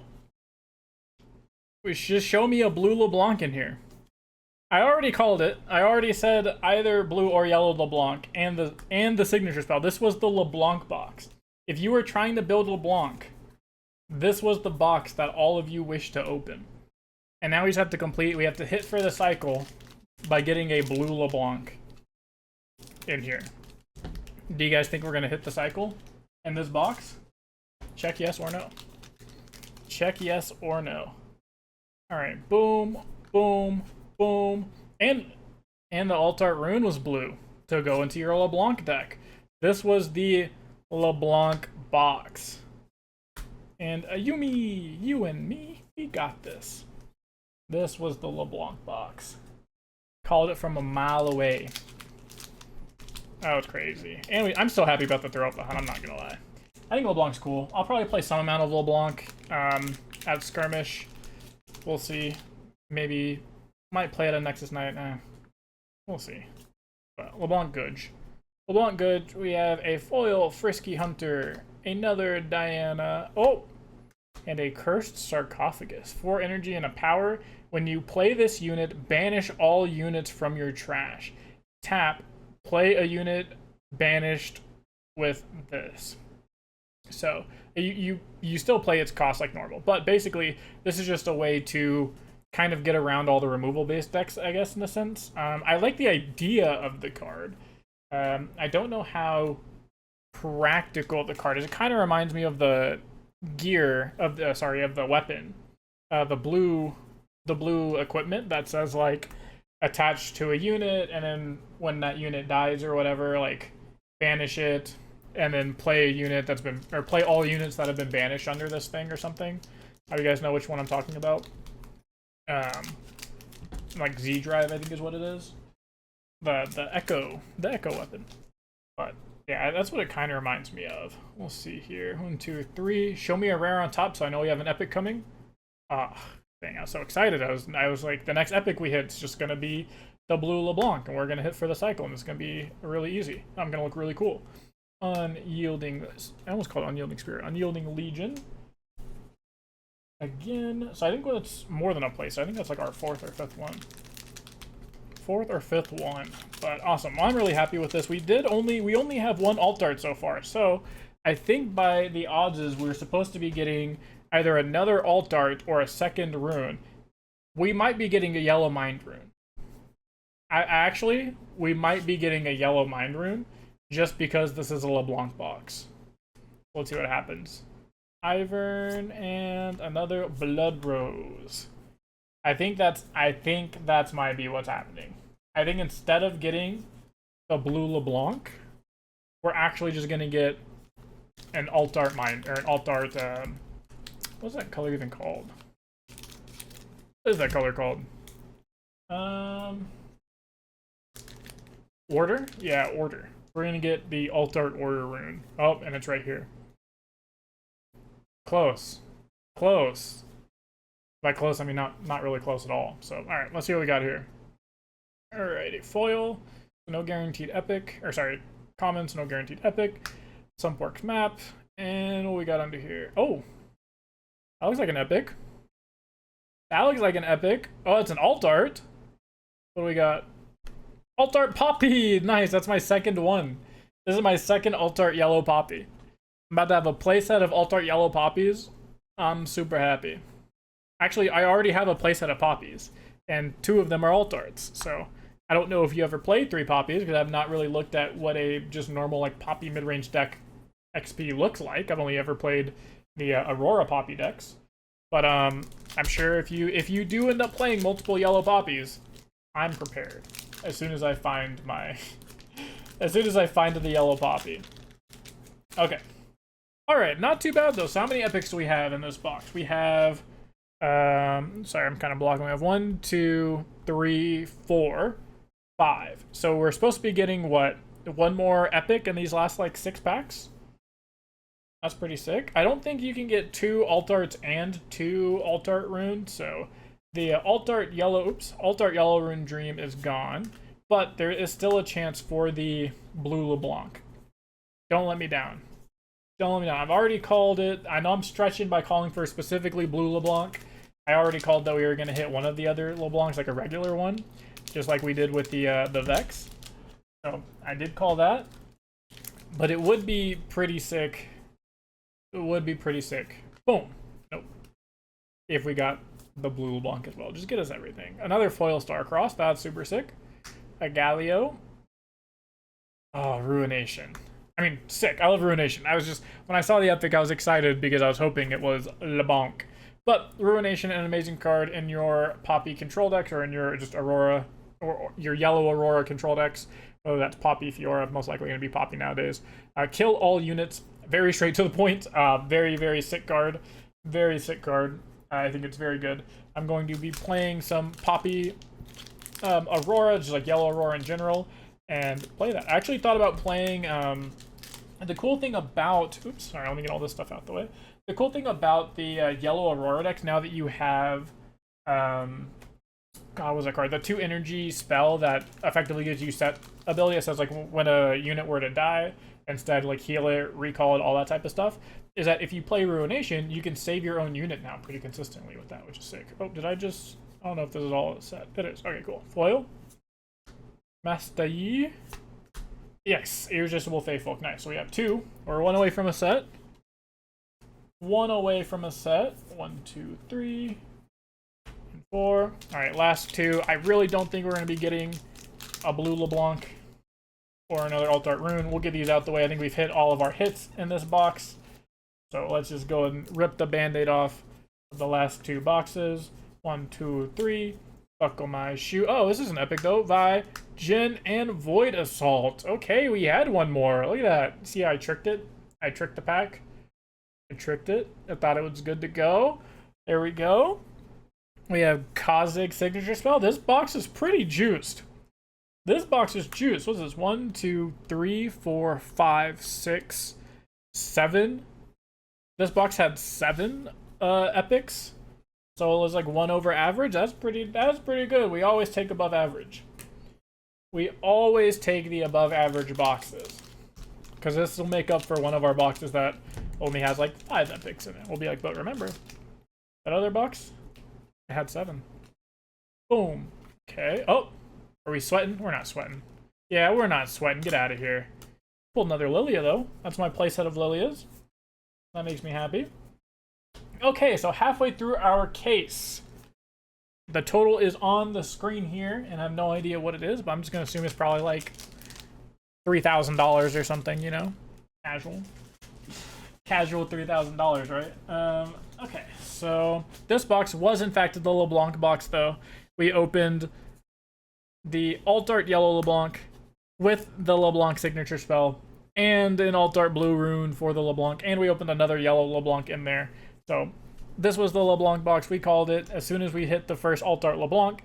I called exactly that we were going to hit another regular LeBlanc and then the signature spell. So I did not call the rune to go with it though, but I thought I did a pretty good job myself. If I do say so myself.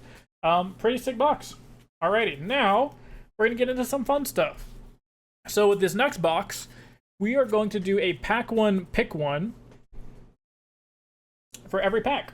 So what that means is, if you are not familiar with how drafting works or limited, or what a pack 1 pick 1 is, it will be quite easy to show you. But what it means is, in a draft, it means the very first card you're going to get out of your very first pack. It's effectively what kind of gives you direction, or starts to give you direction of what to draft in the next couple picks. So for example, if your pack 1 pick 1 has a Vial, or like Vial would be a good pack 1 pick 1 because it is a very strong card. It is a limited bomb, so you're going to want to pick it up because you will never see that card again. It's not going to wheel back to you, which means somebody else is going to pick it by the time it gets back to you. Basically, this is just for if you're ever drafting or going to draft. I fully believe that in year 2 of competitive Riftbound, so 2027, I think we are going to get at least 1 limited regional qualifier. That is my prediction for 2027, is that we will get at least 1 limited regional qualifier, which means that there will be sealed on day 1. So you're just going to get 6 packs, and you're going to have to play out your 8 rounds of your regional qualifier with those 6 packs. And then day 2 is going to be draft. So if you qualify for day 2, so if you go 6-2 or better, then you're going to have to draft in day 2. I hope that their worlds that they end up doing, or maybe even regional, I would love to have a sealed regional or a limited regional, but a lot of competitive tournaments or competitive card games, what they'll do is they will actually split those events in half, or kind of in half, pretty close to half, where they'll have a portion of it be limited, so draft, and then the rest of it be constructed. So for like Flesh and Blood Nationals, they do 3 draft, or at least they used to. I don't know if they still do, but they would do the first 3 rounds of Nationals would be draft. So you would do a draft pod of 8 people. You play 3 games in a draft pod. You have to try to go 3-0, and then you'll play like your 5 rounds of constructed, of just normal standard gameplay. And then in like Magic, they do the same thing at the Pro Tour and Worlds and everything. So I hope we do the same thing in Riftbound. I think limited is I think it's fun in general, but I also think it's a pretty good skill to have and a good skill to work on, and it's a good skill that a lot of good card players have. So I think they should do that. Oh, sorry, I don't know why I did those 3. No big hits here anyways. But all right, so we're gonna do pack 1, pick 1. So what I'm gonna do is I'm gonna go over each card, and I'm gonna say what I would pick out of this pack 1. for my draft if I was drafting this. So we have Herald of Spring, not very exciting. Turn to Dust. This is very much not a good card that you want in draft. It's very specific. You have Upstage Comedy, so it's just 2 energy, ready something with repeat 2. Crimson Pigeon, it's a very fine card, 3 energy, 3, and then it has +2 might if you're attacking with another unit. Kinku Initiate says when you play me, draw 1 if your other units have a total of 5 might or more. You have Lunar Boon, not bad, discard 1, then draw 2. Black Rose Dignitary says Assault 1, so it's just a 3 energy 2 with Assault 1. Death Knell, channel a rune exhausted. You have a battlefield here for Forbidden Wage. If a unit is defending here alone, give it -2. And then you have all of your uncommons now. So, and Brailing Protector is a 2 energy 2, spend 2 XP to buff me. So it's a 2 energy 2 that can become later on. You have Square Up, which is a very solid card. So the cost to repeat this is to discard a card, but it gives Assault 4, so 4 energy for Assault 4. We have Grim Resolve, so give a friendly unit +3 might this turn. When it wins a combat, get 2 XP. Heedless Resurrection, sacrifice another unit, revive one from your trash. And then Nami says you may pay a green additional cost to play me. Out of all of those cards, I think my pack one pick one here is probably going to be Square Up, or it might be Forbidding Waste. It depends on what ends up being, or honestly, it could be this Grim Resolve. So these are the 3 cards I would consider. It depends on what I think would be really strong. Usually limited just means you can play the legends that are in the set. So for example, this draft, we would only be able to use the legends from this set, if you pull one or not. And then I would probably pick Forbidding Waste if I had a LeBlanc already. I would hope to see this wields. You can probably play with the blank battlefield. So if I had a LeBlanc, like if this was a later pack, I would consider this. With pack one, pick one, it's probably just going to be Grim Resolve. I think orange is very strong. I think orange has a lot of really strong colors. I think orange has some really strong legends. I think Master Yi is a ridiculously strong legend to have in limited. So just having a 2 energy +3 is already a pretty decent rate. And then whenever it conquers or when it wins a combat, you could get 2 XP from it. So it's a way to build up your XP in any XP deck. Square Up is a very solid second choice though, because it is just very solid might. It helps you beat other bombs. So it helps you beat things like Vile Moths, and it helps you beat a lot of combat tricks. Combat tricks in general are really strong and limited. So as you notice, both cards here are combat tricks. I would pick either of these. And then, yep. So these rares were not very good, and your Grim Resolve is foil. So there you go. Uncommons can go here and here. Like I said, this video will likely slow down a little bit here, most likely because of doing the pack one pick ones. So let's see here. So pack one pick one, we'll get those out the way. Alrighty. So usually what I do whenever I'm doing this, if this was like a real draft, is I would actually just skip straight to the back here, and I would see what we got. So we have Master Yi, Galio, and a Loyal Poro. Says if I didn't die alone and draw 1. And then I would go through the rest of the pack here and see what we got. So Uju Apprentice, a solid 2-drop. Dramatic Visionary. Revent, the Lore Keeper. Combat Experience. Targonian Visionary. Bewitching Spirits, very solid card. Carrion Dredge. Sinister Poro. Moss Stomper. And the Academy, which lets you repeat a spell. Out of this, it is a very pack one pick one, or very easy pack one pick one for me. It's going to be the Master Yi Legend. I think legends are super duper strong in limited. I know there's like, oh, if you don't have a legend, then you can draw a card, and it's just like, is drawing 1 card or starting the game with 1 extra card more value than having a legend? Not most of the time, it's not. Especially when you have Master Yi, and I was just talking about how Master Yi is an amazing draft or limited legend. I would just pack one, pick one. Most legends in this game, to be honest with you, but especially Master Yi, something like that. If this wasn't the Master Yi, I would probably say Bewitching Spirit was another one that looks very tempting to me. So as when you play me, your opponent discards a card. That is an amazing card, as well as with Loyal Poro is a very solid 3-drop. I think 3-drops are more important than 2-drops, because 3-drops let you go have a turn on play if you happen to go second. I still think you want some amount of 2-drops, of course, but I definitely think 3-drops are just as important. And then Scary Poro is another good option, but definitely would just snap pack one, pick one, that Master Yi to give myself a legend, my boy.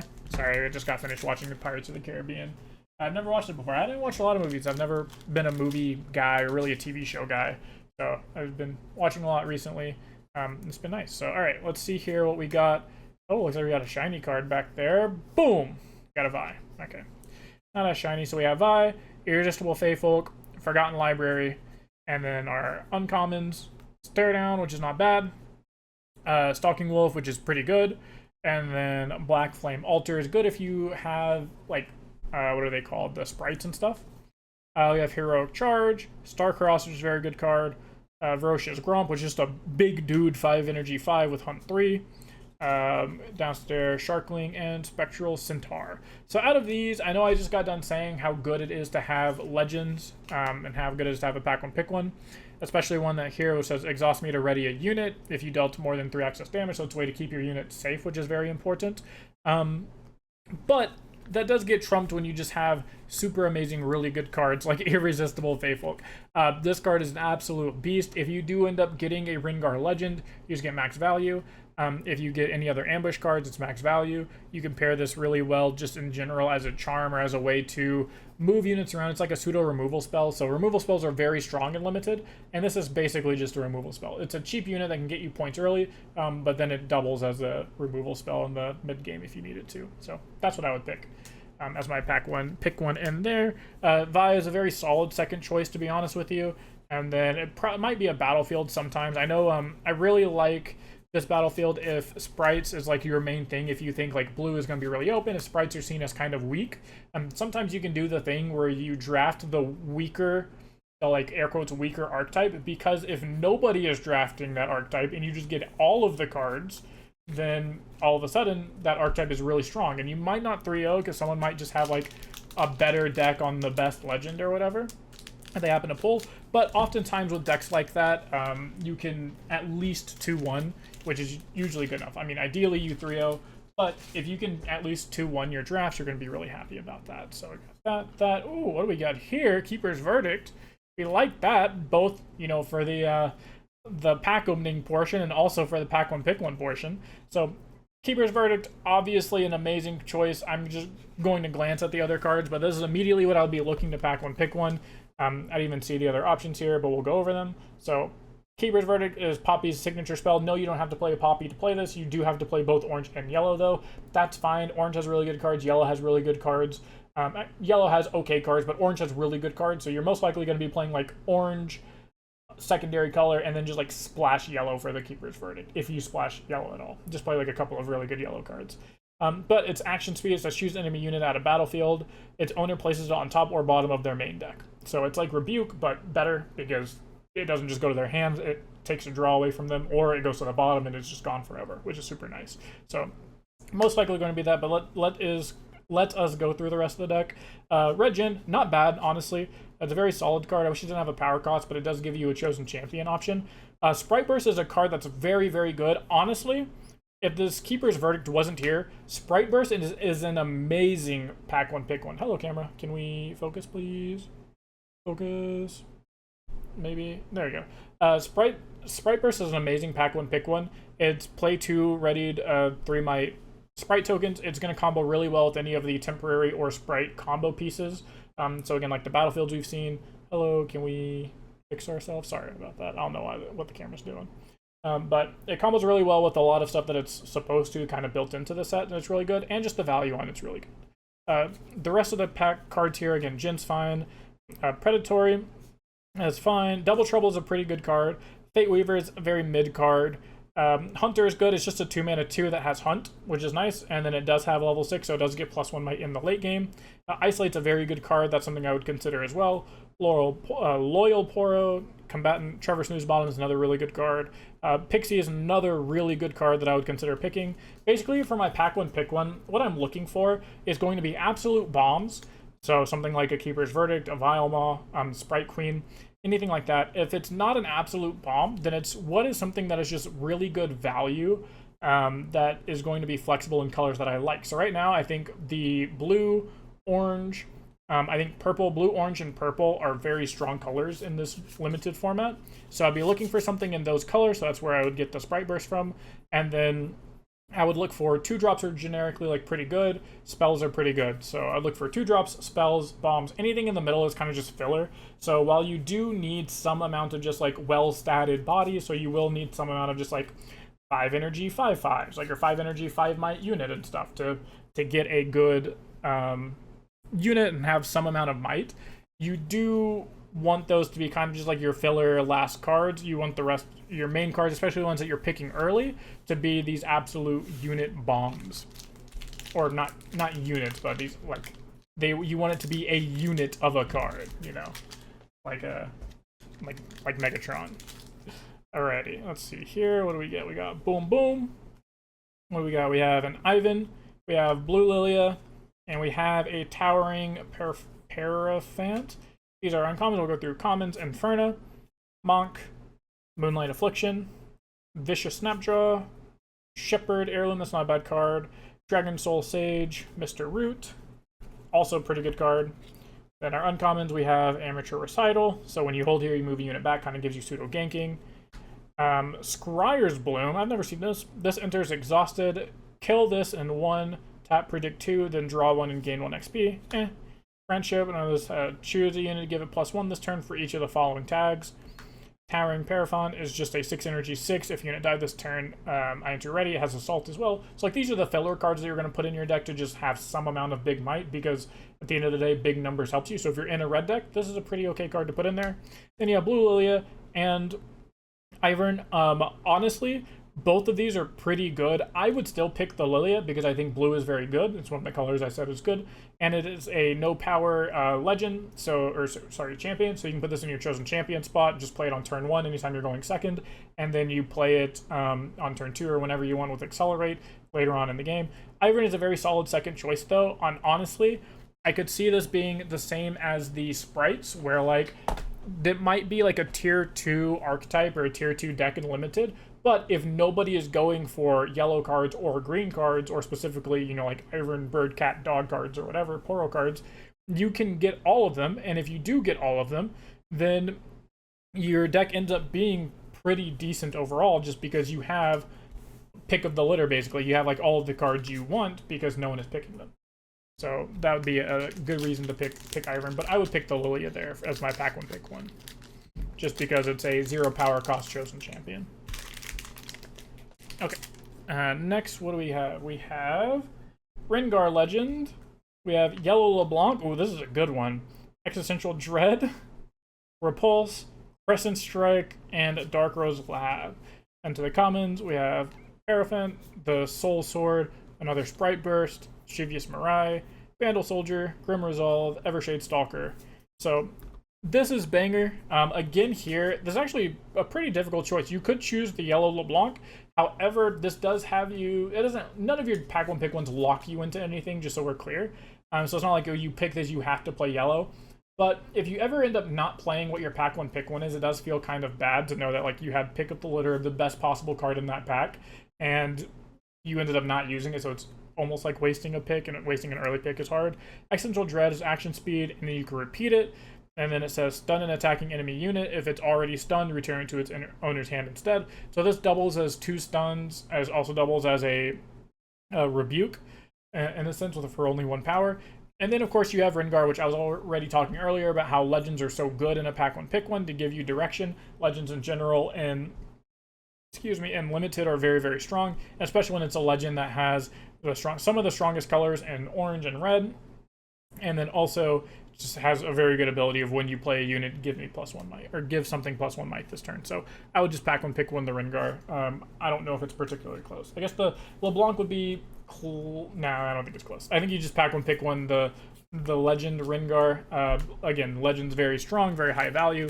Rengar specifically, very high value. So, alrighty. Not going bad. How do you guys like this pack one, pick one stuff? I know it slowed the pace down a bit, but I like the shorts. So let's see, what do we got here?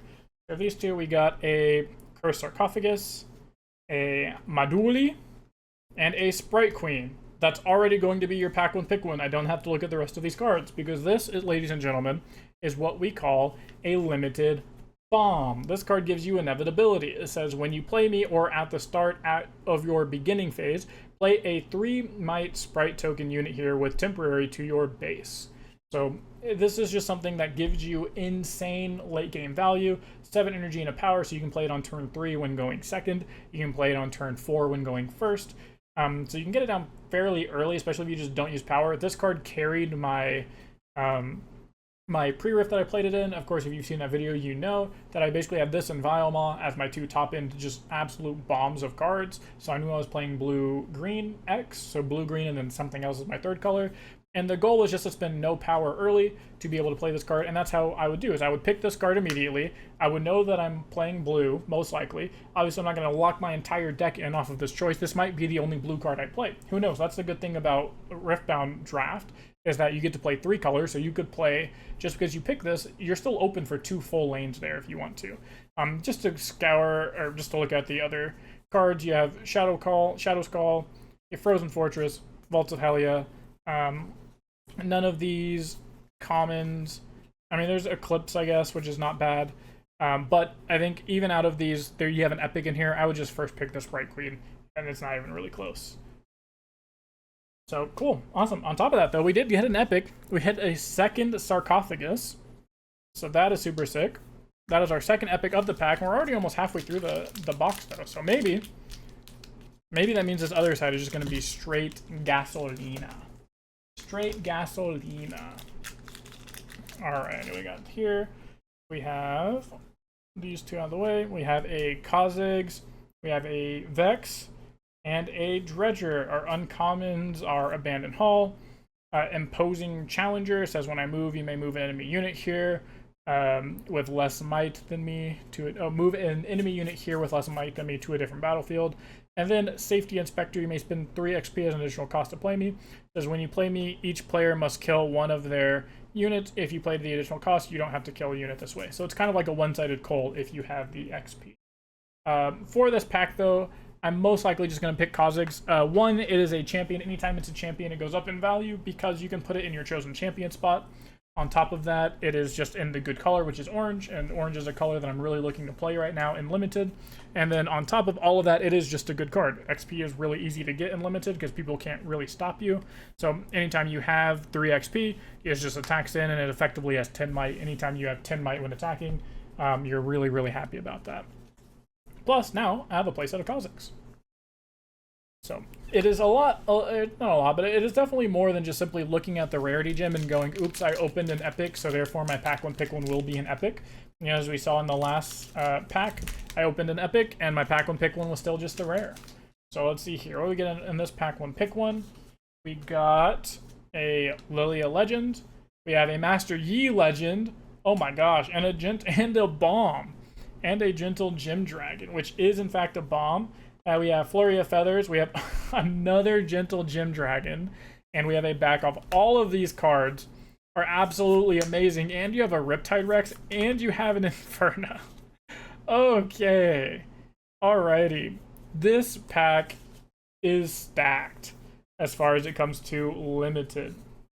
So, when I have a pack like this that is just super good, what I like to do when I'm thinking about what cards I'm going to want is what leaves me open, what's the strongest just raw value, and then what leaves me open. Again, we already talked about Legends, so it's probably going to be one of these two. Lilia is a very strong Legend because it gives you value in sprites, whether you're on a sprites deck or not. Or again, if you are playing the sprite archetype, which might not be the strongest in Limited compared to some of the other things like Master Yi or Orange in general, if you have the Lilia Legend, this is one of the things that makes your deck go from a tier 2 archetype to being tier 1, is having that Lilia. So if you have that read or that's something you're comfortable with, you can take Lilia. Master Yi is just good. The downside to picking Master Yi is that you will be fighting the table for your orange cards because orange is a very strong color. Not only that, but you're sending these signals of orange is open because you have this bomb that is just kind of left open. Of course, that depends on if the person to your left, or that you're passing to, can read signals. No flame, but if they can't read signals, you're not really too worried about it. But the fact that you are sending over 2 really good orange cards, and I say really good because this is an 8 energy, no power 8, which is good. And it says when you play me or another dragon, untap 2 runes, this automatically opens up synergies for any other dragons that you could play. At the very worst, it's just a 6 energy, 8 might unit because it untaps when you play it. So it's a very solid card. But then you have this Master Yi Legend, which is probably going to be picked up. You have Inferno, which is an amazing aggro card if you're leaning into this like ambush archetype, or if you just want 2 drops and you really like red, whether you're going to do red blue, red orange, red blue, red orange green, anything like that. That combination of cards, your Inferno is really good. Ruined Wreck is a limited bomb. It is so much value for just the 6 energy and 1 power. The fact that it swings in for 6 and then shoots something for 4 is great. And then back off being a combat trick. This is a really good card to pick up early or just pick up in general because it's a very solid combat trick. But when standing next to all of these giants, it's like the least good looking pick. So out of all of these, I would probably personally, I would just pick the Master Yi.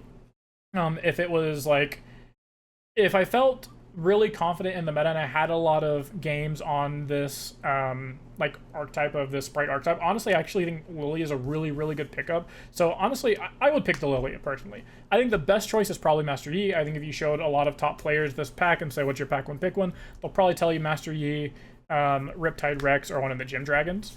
I mean, they'll throw Lilia up there as well, but they'd probably say Master Yi over the Lilia. I would pick the Lilia because I want to have a better deck overall, and I think people will be passing a lot of the sprite stuff and a lot of the sprites, all the blue stuff in general. So because of that, you again get to do the thing of having all of the picks of all of the cards for your tier 2 deck, which then makes it tier 1. Alrighty. We do a couple more, and then we'll just rip open the rest of this box. The second half we'll just rip open. Pack one, pick one. So we have these. What's our rares? Our Blood Rose, Orange Master Yi, and have a Ruined Rex. Our uncommon, our Ripper's Bay Battlefield, Altar of Blood Battlefield, Stalking Wolf. Quick glance at the commons here to see what we got. Vault Breaker, Pigeon, Vicious. So honestly, nothing really here in the commons and uncommons that would be pack one, pick one worthy. Out of these though, I don't think Blood Rose is going to be pack one, pick one. It could be just because it gives you something accelerate, but when it's standing next to these two cards, that's a really hard thing to do. I would just pick the Master Yi. Champions have very high value when it comes to draft and limited. Because this doesn't have a power cost to it, it is going to be a very good chosen champion slot no matter what deck you end up playing. You're just going to have a 4 energy, no champion. It has Hunt 2, so you're going to be able to get experience as soon as turn 2, start earning that experience. Riptide Rex is a very solid option. It is in the color that I'm not a huge fan of, though, unless you're playing the game of people aren't going to play blue because I don't think it's very good, so I'm going to play blue to try and get all the tier 2 cards, and my deck turns like, tier 1.5-ish. But I think it's just a very easy Master Yi. It's a champion, it has no power cost, chosen champion, and it's a good card in a good color, so you're very happy with that. Alrighty, and oops, sorry, that doesn't go there. That goes there. Alrighty, 2 more of these pack one, pick ones, and then we will rip open the second half of this box. Honestly, this box has started really slow. I feel like I've been able to ignore it because of doing the pack one, pick ones, which honestly might be good. This might be a good way to stall out what ends up being like, if it's a not good box. But yeah, alright, pack one, pick one. We'll get rid of those 2. So we have Xerath, Poppy, and Starcrossed. Our uncommons are Crowd Favorite, Vault of Helia, and the Blast Cone. And then our commons are Wuju Apprentice, Moonlight Affliction, Lore Keeper, Soul Sword, Hunter, Crescent Guardian, Pigeon. So out of all of these, I think our pack one, pick ones are looking to be pretty good. I think I would probably just pick the Poppy here. Most likely, mostly because she is a champion, so just like Xerath is a champion, so you could put both in your chosen champion slot, neither of them cost a power. But Poppy is just going to be a generally better card, because she's a 5 energy 5, you can make her 3 energy, this is the other Poppy, the orange Poppy, so it has Deflect, and then it says, when you play me, if an opponent scores within 3 points of scoring, you ready her, and then you get 3 XP, so if it's in kind of the late game, if you have her in your chosen champion spot, she can sit there and be just a ready to accelerate unit when you need her to. She is in a good color, so she's an orange. I think orange is very good and limited in this limited set. Way better than I think red would be. Starcross is actually something I would pick over the Xerath. And I think either of these 2 are very reasonable pack one, pick ones. I would pick the Poppy because you do need to start, somewhere with your broken cards. And while Starcrossed is good, threats are much better than having answers sometimes. So Starcross would really be a good, pack one, pick 2. So, if it gets passed to me, I'd pick it and say, okay, cool, I'm playing purple-orange. I'm going to be happy about that. Let's see here. All right, one more, chat. One more. and then we'll rip over in the second half. Because the second half is about to be gas. You know the second half of the box is going to go crazy. All right, pack one, pick one. Get rid of those two. We have Lilia signature spell.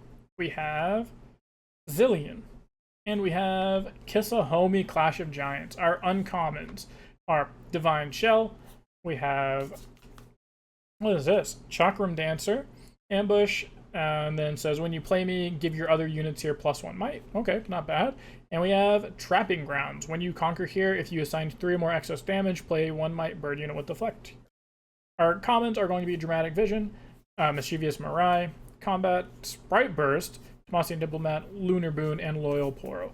Honestly, out of all of these, my number one pick is looking like it's going to be the common of Sprite Burst. So this is a perfect example of how rarity does not mean better inherently. Out of all of these 2 rares and the epic, I would still pick the common Sprite Burst here just because of the value that it gives. It gives you 2 3 might tokens. It doesn't cost a power, so it's something you can play on turn 2 going second easily to start getting points early. And honestly, it's a lot about a tempo game in Limited, and this is a very, very, very good tempo card. It is in blue, and the big thing is it is giving you the 2 temporary tokens and 2 sprite tokens, so you can build off of this and start building your like temporary deck or anything that has synergy with temporary tokens and sprite tokens. You can then pick because you already have the Sprite Burst. You need the Sprite Burst to make those archetype works, so picking this early lets you then pick all the support around it to make your tier 2 deck a very solid tier 1 deck. Awesome. And we got another Lilia spell though. We got 2 though. 2 Lilia spells, baby. Alrighty. So we've hit 0. We've hit 0 alt arts. Oops. That doesn't go there. We've hit 0 alt arts. Oh, I just threw cards everywhere. Nice.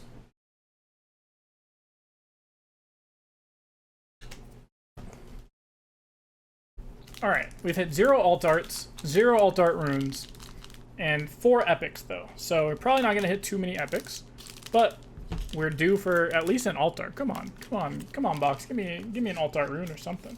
Give me an alt art something over here. All right. Oh yeah. Let's go back to doing the super secret. Boom. Nope. Regular. Okay. Let's get the paint out the way. Yep.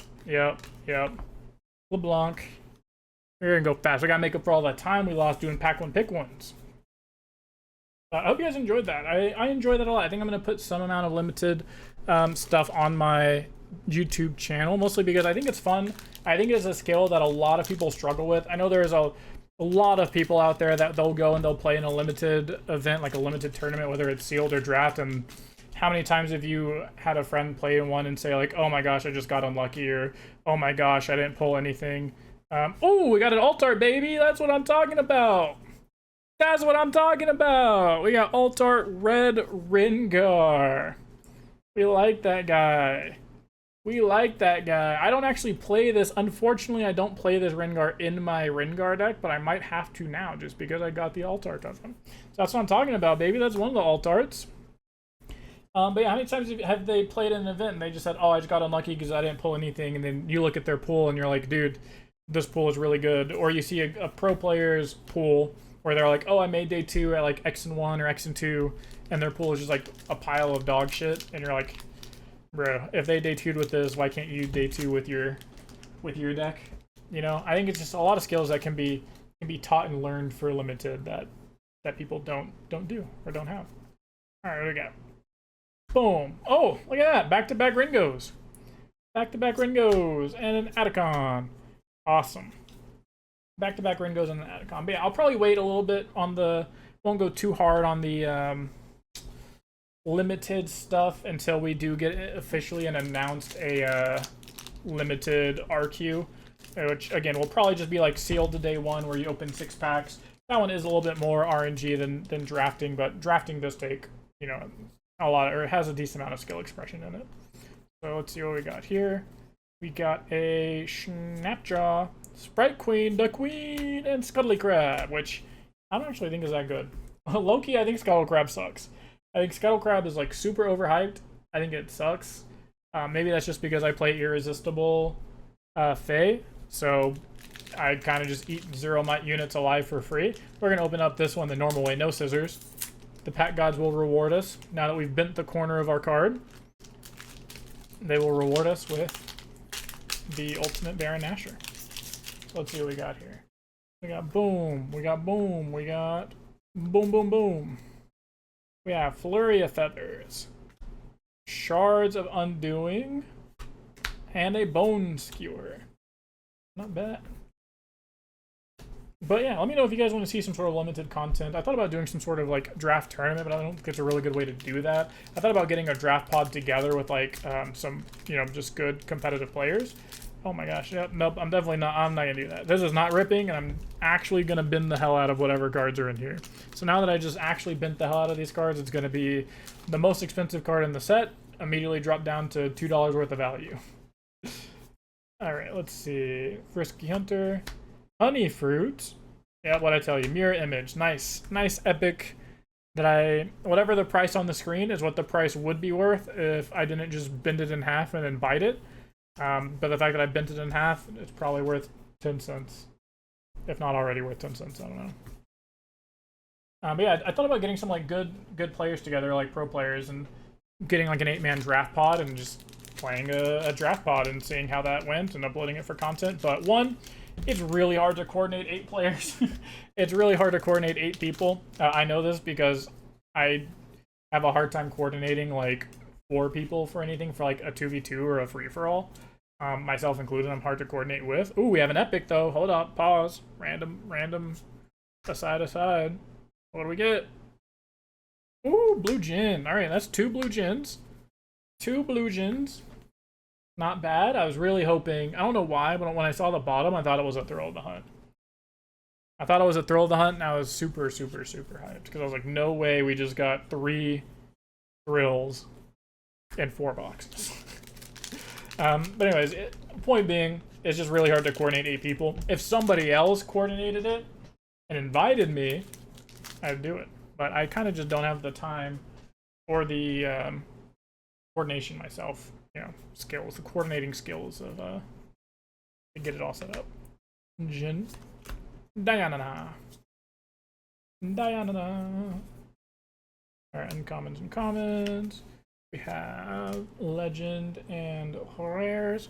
Oh my gosh, I need to clean up the space. It's all leaking into the camera. I see you in the corner over there. Alright, we'll do a normal. There we go. Do a normal pack opening. We will be rewarded this time. This box has been super slow out the gate, but that only means good things, right? Only means good things. All right, Soul Harvest. We got Gengar, and we got what's this? Oh, it's hiding back there. What is that? What is that? It's an alt art. Alt art Vi, baby. Let's go. Alt art red Vi is deflect, and then for 2 energy and a power, double my might this turn. So, super duper sick. I am shaking. I'm not shaking because this card is super duper sick. I'm shaking because I haven't had anything to eat since lunch this morning. Actually, since before that. But awesome. Well, there's our second alt art. So we hit. There we go. I think this is our average. Yeah, 2, 4, 6 and our 2 alt arts. So I think we're due for a rune, right? That's how this works. That's how this works. Pack gods, you're supposed to be giving me an alt art rune right about now. And my 3 packs left. Surely I'll get my alt art rune in the last 3 packs. Alrighty. Let's see what we got here. Kha'Zix. I don't know why I said that like it was a good hit. Kha'Zix. Eclipse and an Ash. That's our first Ash. First Ash. I really like Ash. Ash is kind of like Mind Splitter, but in yellow, and can be played earlier. I don't know if it's better or worse Mind Splitter. It's like has pros and cons compared to Mind Splitter, right? But the fact that yellow Aurora decks have like their own Mind Splitter potential target now is really good. It is quite good and quite scurry to sit across from. Like between being able to hit that and Elder Dragon, Aurora decks are looking kind of crazy. They're looking kind of good this set. Kind of good. I can't wait to hear all the Banawarwa on Discord. Or not on Discord, the Discourse. Alright, what do we got here? Ooh, Full of Starspring. I need that for my Ringo deck. Oops, it's all upside down. The Meduli. And, ooh, Syndra. I didn't even know you were in here. Let's see. 6 energy, 1 power for a 6-point unit. While I'm in a showdown, your spells have repeat for 2 energy and a power. That seems kind of cool. That seems like something that is breakable. I don't know if it's breakable right now, but anytime you can just give anything a keyword that it's not supposed to have, that sounds kind of breakable. Sounds kind of breakable. All right, last pack magic. Let's see it. Last pack magic. Show it to me. Show me the rune, baby. Show me the alt art rune. Nope, no alt art rune. Oh, all right, let's just get out of the way.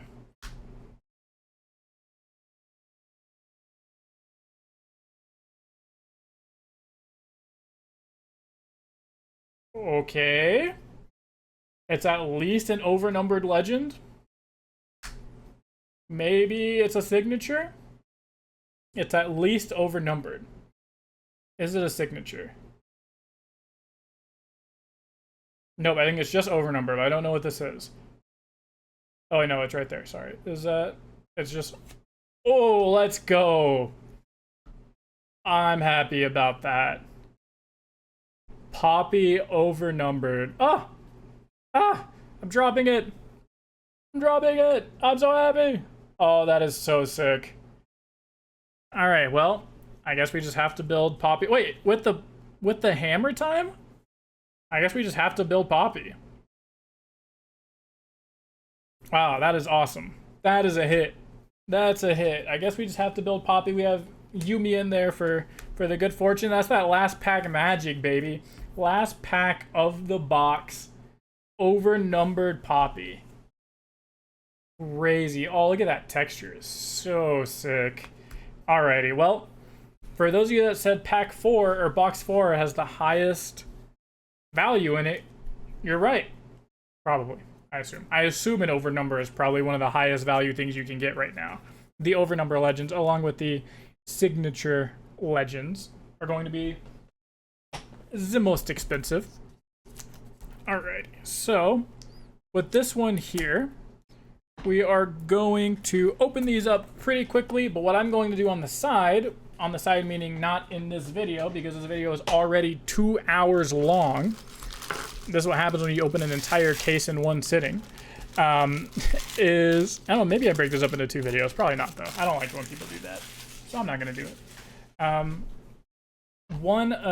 Unless this, like, here's how you'll know if this second half was like just straight gas or not, if these last 2 boxes are, is if this isn't a part 2. The only reason I would break this up in a part 2 is if these hits were so good they weren't their own video, which you guys won't even know that, because if I made a part 2, this would be the start of the part 2 video. Okay, so let's rip these open, and what I'm going to do is I'm going to set these packs to the side, because I'm going to build sealed decks. Really say sealed. Maybe not. The thought about that is, like, I think that sounds really fun, but I think it's only fun if you get to actually, like, play the deck. And I don't know how I would play the sealed deck or practice the sealed deck into someone. So let's just get back into ripping, baby. Let's get back into ripping. We need 1 more Thrill of the Hunt. What else do we need that we haven't hit for my Rengar deck? I think that's it. I think that's really the only... Oh, I need 1 more Pike. I need 1 more Pike. 1 more Thrill of the Hunt. Oh, don't do that to me again. Yeah, Battlefield. Yeah, don't. You can't trick me. You can't trick me. I saw the other black border. I knew that was just a Battlefield. You can't. Don't. No. I'm not falling for that one, Riot. You're not going to give me 2 overnumbered legends in the same case, and definitely not back-to-back. Definitely not back-to-back. Don't play with my heartstrings. Don't tug on my heartstrings like that. Alright, I need to clean this up. Sorry. Let me get this stuff out of here. So boom, boom, boom. Oh yeah, we didn't get a rune. Bruh, stop doing that, right? You're not getting me. You're not getting me, right? You're not getting me. You're not getting me. And for those of you wondering why I'm doing it this way, or like what I mean by that, is the legends have the black backing. So the only things that have black backs are legends and battlefields. So if the very last card in your pack has a black back, that means that that means that you know it's a legend. So you know it's a legend, and it's going to be either a signature legend or overnumbered legend like our Poppy was, or it's just going to be a regular old legend. So because most epics. Oops, where's my? Sorry, I got all these out of order. Because most epics start off with 2 of rares in front of it. If I flip over a not rare card, basically, oops, those don't go there. If I flip over a not rare card, that basically just tells me that it's not going to be an overnumbered or a legend. I think like it's not 100% guarantee, but I'm pretty sure that's how it works. I'm pretty sure not every epic, because we've seen some here, but anytime you start with the rare, you're guaranteed an epic as your 3rd card. So if I don't start with the rare, then I'm just not going to assume it's an epic back there. Alright, Scryer's Bloom, Nidalee. Oh yeah, I do need Nidalees. I do need Nidalees for my Ringo deck. I don't know how many I have. I think that might be my... That's either my 1st or 2nd one, right? Surely I haven't just, like, skipped on a lot of Rengars here. I mean, Nidalees for my Rengar deck. Alrighty, let's crack these bad boys open. Boom. Boom. 1, 2, 3. I declare thumb war. Iceville Archer. Atacon. Oh! Whoa, whoa, whoa, whoa, what is that? Alt Art Master Yi? Yeah, let's go, baby. Alt Art of the Epic Master Yi. So this guy goes all the way up to level 16. Very, very lore accurate. As level 3, I cost less. Levels 3, 6, and 11 makes him cost a lot less. So you don't have to pay the full 12 energy and 3 power for him.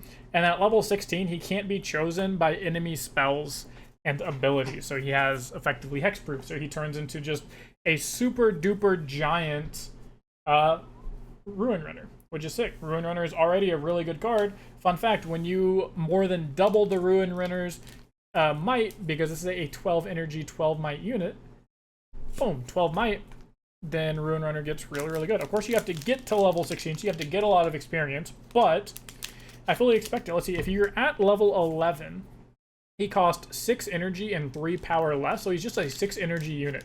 He's a 6 energy 12 if you're at level 11.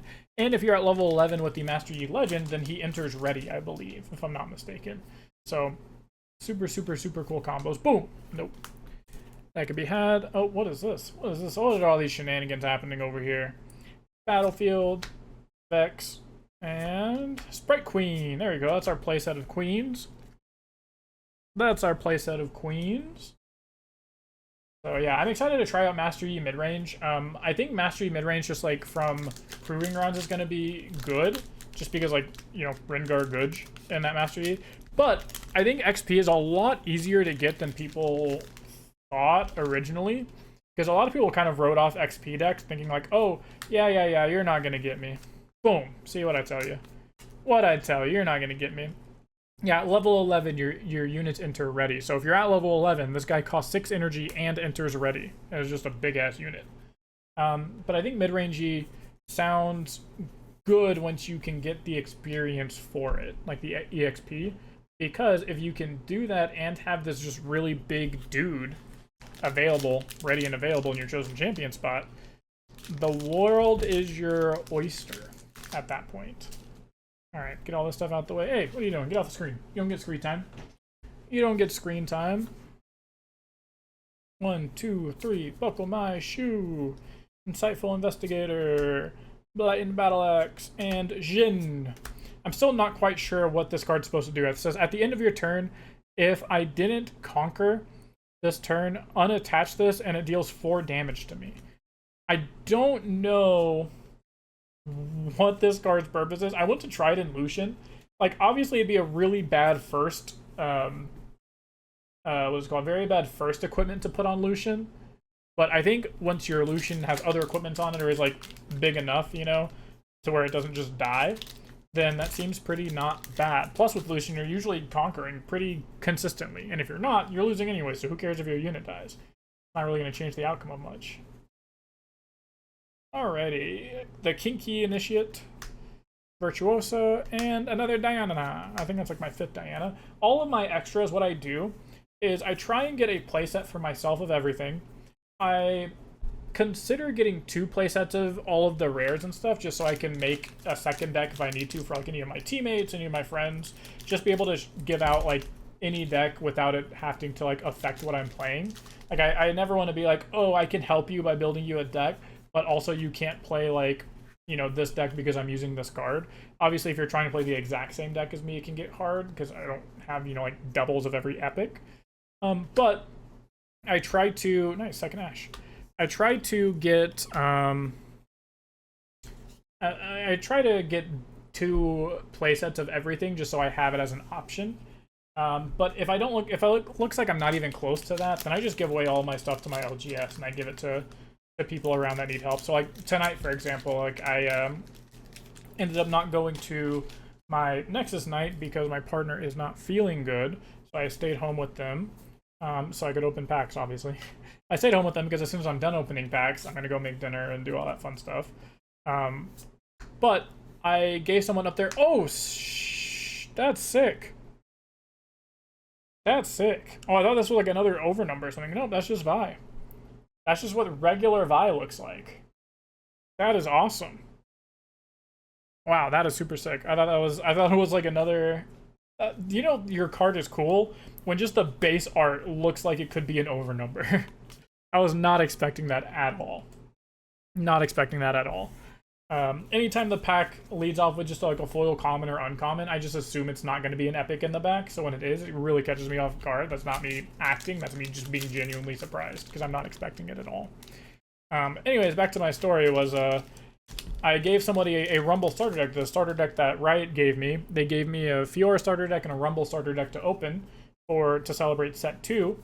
And I was able to kind of pay that forward because, you know, I don't really need starter decks. It's cool to show the content off to you guys as far as like what's in it, you know, all that stuff. So that's why, you know, they send it to me. That's why I show you guys what's in it. That's my last unboxing video or box opening video, or my first box opening video for set 2 was, ooh, puppy. And oh my gosh, another one. I was, again, not expecting that. We have 2 Void Rush though. Nice. We could play Kha'Zix and be gaming. We be gaming. Cool, so that's our alt art, our epic. We're pretty happy about that type of stuff. But yeah, I like gave them the full Rumble starter deck, and I gave them some cards like upgrade. I gave them like just a shit ton of commons and uncommons to be able to upgrade their Rumble deck with. I wish I had more Rumble cards in English. All my cards are in Chinese. So like I couldn't actually upgrade the deck as much as I wanted to because I didn't have a lot of English product. And the guy's literally never played the game before, so excuse me. So he just like, I don't think giving him Chinese cards would be very helpful to him, is what I'm getting at. Gym Hunter, Honey Fruit, and other Vi. I think that's our first yellow Vi. So that's super sick. First yellow Vi. And we got the Honey Fruit. Alrighty, so that was the first half. So the first half gave us an alt art and 2 epics, including a signature. Oh my gosh, that was so hard to open. It gave us an alt art and 2 epics. We're opening this one regular style, and we bent the cards in half 3 different times. So you know this is going to have heat. You know it's going to have heat when you sit there and you bend it in half 50 million times. So we have Downstage Dramatic. We have our playset of Feyfolk. That makes me happy. What I tell you. Boom! Oh, we got Baron Nashor, baby! Let's go! It's our first Baron. That card is straight gas. I don't know how much that card is worth. I'm going to assume a lot because anytime I'm playing online, not on the ranked ladder, but sometimes when I'm like, oh, I might not have time to play a full best of 3, so I'm just going to play like, you know, a TCG Arena, just click the queue up button and hit somebody, you know, and I'm playing my MF Aurora deck, and I hit Aurora and it hits a Baron Nashor, they literally always quit. It's happened 3 times now where I've gone and I've played on just like random matchmaking. All 3 times I played Aurora, I hit Baron Nashor, or when I did hit the Baron Nashor, they just quit. And I was like, okay. You know, so hopefully that happens in my real games when I go and play in tournaments. I just flip Baron Nashor or I flip Elder Dragon. It happens with Elder Dragon also. And they just quit and you just get a free round win. Grump, Vi, and Jin. I think it's like our 7th Jin. So we should be able to get our 2 playsets of that and be able to give it to people. All right, put that up. And we do this. Bang, bang, bang, bang, bang, bang, bang, bang. All right, halfway through the first box. I think we're a little bit halfway through. I think I missed the halfway point. So boom. I thought if I threw it on the ground, it would do the thing. Up. Right, you're not gonna trick me. What are we thinking? Is it good? Nope, not good. Not good at all. Lillian Ivern. Also, I just realized I like bent that card in half to show the camera what it was. I should probably not do that in case it is a good card, you know. All right, let's come on. Can you stay up there? My towers are getting anxiously tall. Anxietily tall. Alrighty. Let's see. This. Oh, yeah. Yeah. Okay. Whew. Bang, bang, bang. Gengar, LeBlanc, and Grim Resolve. So we have our playsets of LeBlancs now, including an Alt-Art, which I will play if I end up playing LeBlanc. Get our uncommons out the way. Our commons way over here. Big stacks. Is this what Meek Mill meant when he said he's stacking paper? Oh my god, do y'all see what I'm doing to these cards? Do you guys see what I'm doing to these cards to open them without scissors? That's how you know this is a good pack. That's how you know this has whatever the most expensive card in the set is. Because I just had to bend it in half to open it, so. Rite of Conquest. Another Queen. And a Maduli. Okay, that pack did not have expensive cards in it, luckily enough for us, because we treated it poorly. So, in order to not do that to the cards that do have, or the packs that do have good cards in it, let's just use. Alright, I think we're due for some big hits, right? I mean, we have 3 epics. That's it. We have 3 epics and 1 alt-art. We have 1, 2, 3, 4, 5. We have 6, 7 technically packs left. So I think we're due for something huge. Oh, here we go. We have an epic. Come on, please be. What do we want this epic to be? We want it to be Vilemall or Thrill of the Hunt. Boom. Arachnoid Horror. That's a cool card. So it has Hunt 2, so when you conquer or hold, you get 2 XP. That can be played to an occupied enemy battlefield. If an enemy unit is alone there, friendly units can be played to an occupied enemy battlefield, or to a battlefield if an enemy is alone there. So it's kind of like a miniature, it's kind of like a miniature Deadbloom Predator, except the unit has to be alone. But it gives your other units that same effect, which could be pretty sick. Honestly, I think the downside is the unit has to be alone, and with decks like LeBlanc, doesn't really happen too much. But it's kind of cool.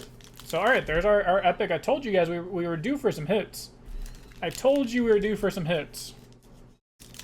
So we have 6 packs left. We have 1, 2, 3, 4 epics, 1 alt-art. So out of our 6 packs, you know, I'm down to get 1 alt-art and 2 more epics. So like half of these packs are about to hit. And we haven't hit a rune yet? Oh, I thought maybe that would give us the rune. So, about half these packs are gonna hit. Here's another epic. I told you this is about to be, guys, this is about to be a heater of a run. About to be a heater. Epic Lilia. That's sick. I don't know if this Lilia is better than Blue Lilia, but it's better because it's the one that I pulled. It's the one that I pulled right now. When you play a token, give me +1 might this turn. Your tokens units have tank, so they have to be taking damage first, which honestly is pretty good. Oops, I ran out of sleeves. Which honestly is pretty good because they just have temporary. You want them to die anyways, and so if you can just say like, oh, my units have tank, you have to hit them when they move in. You just get maximum value. Also had the Lilia Legend in there. Look at that. Look at these combo packs, baby. Okay. Okay, let's see what we got going on. So we still got some hits left, like this rune. Ooh, my favorite region, baby. My favorite region. Let's go. We hit the Grump. The Grump, baby. I like that these are all League of Legends, like, areas on the map. So, like, if you play a lot of League because you unfortunately had no life growing up, you recognize where these are at. So that's awesome. That makes me happy. Except it really makes me unhappy because now I'm going to have to go and buy 7 more of those. I guess just 6 more. I like to have at least 8 of everything because you never know if you're playing an 8-4 split of something. But yeah, so now I have to go buy 7 more. Thanks, Riot. I hate you. Double Trouble, Master Yi, the Blood Rose, All right, we got that and that. Not bad. We're not going to complain about less than good hits in any pack where we have this rune. That's what I said, dude. This is a heater of a run. We hit immediately. We hit epic rune. We're still due for an alt art, and I think we're still due for one more epic. 1, 2, 3, 4, 5. Yeah, I think we're due for at least one more epic and at least one more rune, and we have 4 packs. So that means 2 of these packs are about to hit, and 2 of them not so much. But this is gonna be a heater. Nope, not quite. Okay, Syndrome Medulla. So that was a knot. That was the knot. I would love to get the other knot out of the way right now, so we can have some back-to-back last pack magic. You know what I mean? You know what I mean? Alrighty, we're gonna do some skizzering. Let's see what we got here. Good stuff, good stuff. Another rune? Woohoo! I was close, I would've liked it. I would've liked it. Boom, epic. Epic, we got Yumi. Pike, well, we got Thrill of the Hunt. Thrill of the Hunt! Woohoo! Lilia! Alt art, baby. Alt art blue Lilia. We love that. We love that. Hey, pack one, pick one. Right there. There's your pack one, pick one. The alt art chosen champion. See, I could be good at draft. You just pack one, pick one, the alt art chosen champion every time. What's so hard? What's so hard about that? Alright, so that means that one of these packs is a dud, and the other is not. So here's the question. I'm down to flip a coin, and one of these packs I'm going to bend in half. And the other pack, I'll open. Just regular. I mean, I'll open both. I'll look at both. But let's have some chaos. Let's have some chaos here. So, automatically, this one on the left scares me because it could be an alt art rune. And I don't know if I have a coin. So we will use my phone. Hey Siri. Flip a coin. Oh, I guess I have to say which one it is, huh? I didn't think that far ahead. Okay, we'll say this one is heads. This one is tails. Whichever one it lands on, we're going to bend in half. So heads, tails. Tails. Okay, so this one. So we're bending this one in half. Oh my god. And then we're going to open the other one. And you guys thought I was joking. I'm not. So now let's open the other one. And pray that this pack is really, really good. Show me an alt art rune here, please. Okay. Please let this be the good pack. Oh, thank God. Thank God our epic is in this pack. Alright, we have Zillion, Poppy, and our third mirror image. So we hit our playset of mirror images. Alright. Whew. That makes me happy. Because that means that this pack surely has nothing in it. This pack surely has nothing in it. Oh no. Oh no, things are starting to slide. That's not good. Right? Right, guys? This pack has nothing in it. We have... Oh, just Kiss a Homie, Xerath, and a Forgotten Time Post. Oh yeah. Yeah, look, this pack didn't even have anything in it. Just a Kiss a Homie, and Xerath, and Clash of... Okay, now I have to know how much does a mirror image go for? How close was I? How much money was I about to bend in half? It's basically what I'm asking myself. Mirror image in Riftbound is it's like a $30 pre-release card. Okay, I only would have ripped a $30 bill in half. No big deal. No big deal. But this box is pretty alright. Not bad. We hit a Baron, which is super, super sexy. We hit a Baron, we hit the alt art Lilia, the alt art Mastery, which I'm super excited for, and of course the alt art Body Rune, which is my favorite color. So I'm super happy that we hit that as well. And ladies and gentlemen, that brings us to the last box. the last box. This one, if you put your money on box number 6, hate to break it to you, we pulled an overnumber Poppy. We pulled an overnumber Legend. So again, I don't know how much that's going for right now yet. Editor Mo or Editor Eric will know. We'll see. But we have to be able to beat an overnumbered Poppy. Overnumber Legend, which means probably multiple signature spells. I know signature spells are usually pretty expensive, especially pre-order, because it's the same reason that commander cards are really expensive. Not necessarily because they're good in constructed or good in competitive, but the right people will spend the right amount of money to play the deck that they want to play. So, because of that, signature spells are typically pretty expensive. I think they hold pretty decent value overall, but definitely early on they're expensive because people that want to play, their Lilia deck will spend money on their Lilia signatures, even if they don't end up being like competitively viable because they just want to play their Lilia stuff. All right, last pack. Let's do it. The final stretch. This is where all the good stuff is. Boom. It's that easy.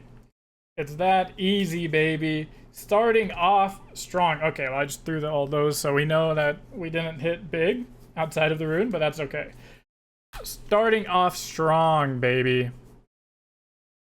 That's what we like to see. That is our second green one. Like I said, I'm pretty sure green was the most liked, at least at like when they very first showed them off. A lot of people loved green. They loved the picture of green, like the art of green. All right, I'm gonna take this stack down because it's giving me anxiety. It's giving me anxiety, so we're gonna take that down.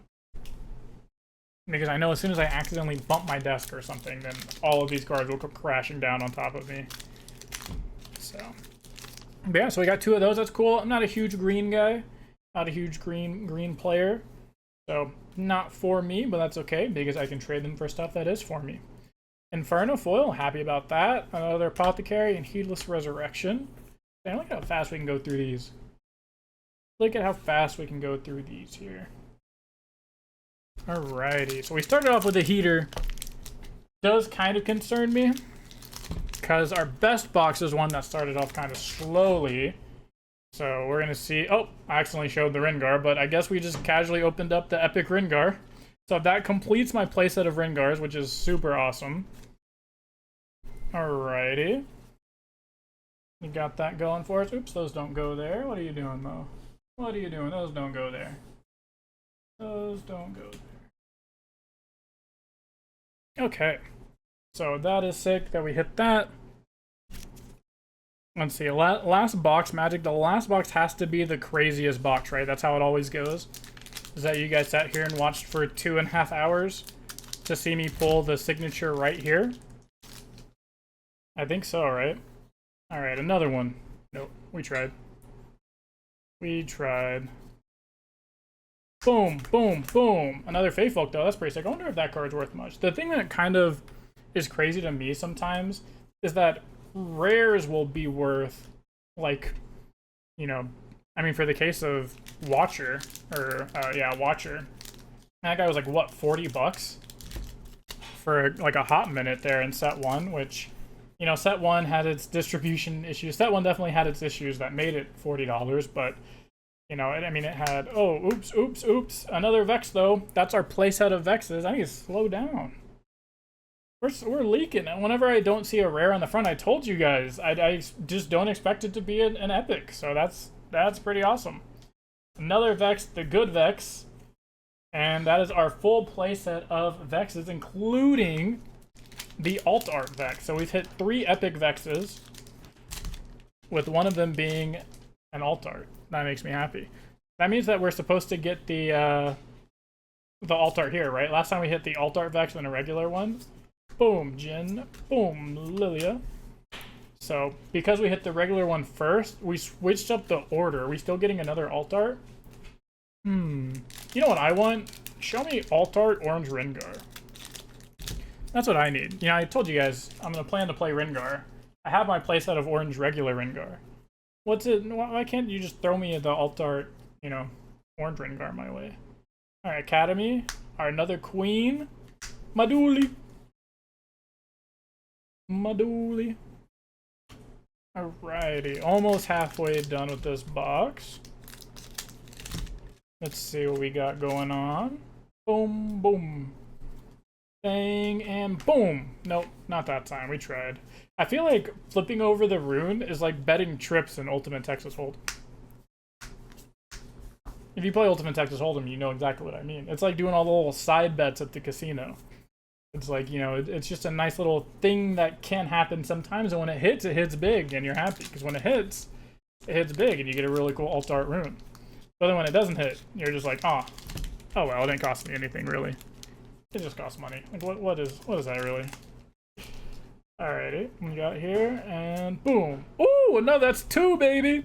That's 2! Look, we hit our trips. It's that easy. Alright, so we have 2 reds, 2 greens. Oh my gosh, these alt art runes are beautiful. Those alt art runes are so sick. I'm happy. Usually, yeah, the pack that the runes are in are usually duds. But, I mean, dude, that is awesome. That is awesome. Now, if only I could pull multiple oranges, that would be really cool. I would love to pull multiple oranges. Or purples. Because those are the colors I'm probably going to be playing the most. Because those are the colors that I've always played the most. I don't know if I've played a non-orange or purple deck so far in competitive. I've only played purple or orange. Or sometimes purple and orange. Herald. Maduli. Syndra. Surely you have our playset of Syndrome now, right? I think so. We have to. We definitely have our playsets of Madulis. Alright, almost halfway through. And this box has been a banger. If you were a box 6 voter, hey, you're off to a strong start. You are off to a strong start. Oh, and an epic right here. Yumi. Spike. And another Arachnoid Horror. Not bad. The Mini Bloom. Mini Dead Bloom. Okay. Seems good. We have Pike and the Yumi. Put these 3 over here. And that one there. Alrighty. Riftbound. Oh, you see me? I just destroyed the corner of this pack. That's how you know it's going to have the goods. That's how you know it's going to have another alt art rune. I don't think I've ever seen 3 in one box, but I figured I'd try. Diplomat. Puppy. Ooh, and his hair. I thought maybe it was going to try and trick me with the classic put a non-rare in front, but still have it be an epic in the back. But it didn't get me. Alright, so halfway through the box, we've hit 3 epics, no alt arts, and 2 alt art runes, though. I think if you get 2 alt art runes, then you only get 1 alt arts legend, if I'm not mistaken. But 3. No, I tried. I tried for 3. Icevale Archer. We have Ivan and LeBlanc. That is our playset of normal LeBlancs. Again, we still have the alt art that if I did play LeBlanc, I would use because it looks super sick. And I'm a fan of using alt arts. Usually I just use them to trade. If it's a super fancy card or like a really expensive card, and it's not one I'm gonna actually like play. Like for example, in set 2, if I opened an overnumbered, purple seal, I would have used it because I played nothing but Miracle in set 2. Up until Lucian, I played nothing but Miracle until they banned it. So like if I opened that, it's a $300 card, but I would play it. Whereas here, if I opened, ooh, what is that? Brambleback, an epic alt art. Oh, I didn't even know these could be alt arts. I got the alt art Brambleback. Your conquer effects here trigger an additional time. Hey, we might be back. We might be back on the Luciano game plan, baby. We might be back on the Luciano game plan with that one. Oh, sorry, Mr. Legend, you go over here. Oh, that is sick. So there's our alt art. That's our first alt art. Like I said, I don't know if you get 2 alt arts if you get 2 runes, but I'm gonna say we get 2 alt arts because I want 2 alt arts. Because I want 2 alt arts. That's cool. I didn't know those could come in alt art. Now I have to go check my blue buff and see if my blue buff. Boom, number 3. Okay. See, my blue buff is on. Okay, yeah, you can't trick me, Riot. Yeah, you're not tricking me. It's a LeBlanc. A normal stinky LeBlanc. Ah. Just like all the people that play LeBlanc. Normal and stinky. Just kidding. One of my teammates plays LeBlanc. Me showers regularly. Or so I'm told. I wouldn't know, I guess. I'm not there. But I believe him. What do we got? 3. Boom. Nidalee. Rengar. Okay, I think that's my playset of Nidalees. If it's not my playset of Nidalees, I'm at least 2 out of 3, which is good. But I think it's my playset of Nidalees. Almost through with the box. Let's see what we got here. And if you are a pack 6 or a box 6 enjoyer, like I said, a box 6 voter, you're looking pretty good. Oh, we got another epic. We got an epic. Thrill of the Hunt. A Bioball, let's go! Okay, I do know this card's worth a little bit of money. I think this one was like, it was $40 the last time I looked, but of course I looked like this last weekend or something, like before people were opening their product and stuff, so that's pretty good. This box might be the winner. I don't know how much overnumbered Poppy is. Of course, there's a chance that the overnumbered Legend is just like a $100 card on its own. Not including all the other... Well, I don't know why I just did that, but it's okay. We didn't spoil anything crazy. Let's get these here. Hey, get off my epics. Get off my good cards. You tokens and bad cards.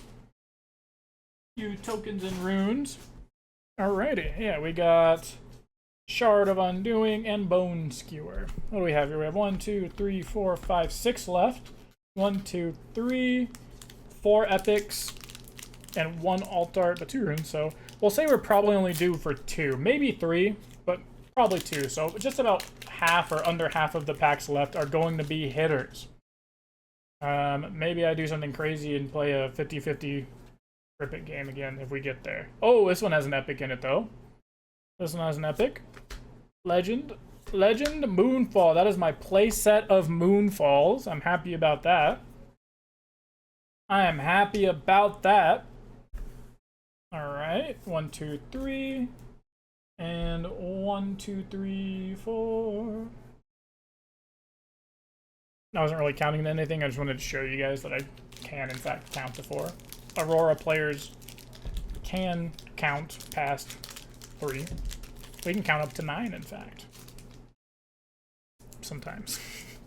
Sometimes. Other times we just get confused and we mess up Aurora timings, but we don't talk about those times. Promoter, Black Rose, and another Battle Axe. So that's our playset of that. Again, I think we're due for 2. Or no, just one card, right? Because we have 1, 2, 3, 4, 5 epics, and then potentially 2 alt arts. So yeah, we're either due for 1 more hit or 2. Either 1 epic and that's it, or an epic and an alt art. So let's see. Let's see what we got. We got boom, boom. You're not tricking me, Riot Games. Get out of here with that baloney. Get out of here with that baloney. None of that. We hit our good card. You would never give us 2. You would never give us 2 over numbers.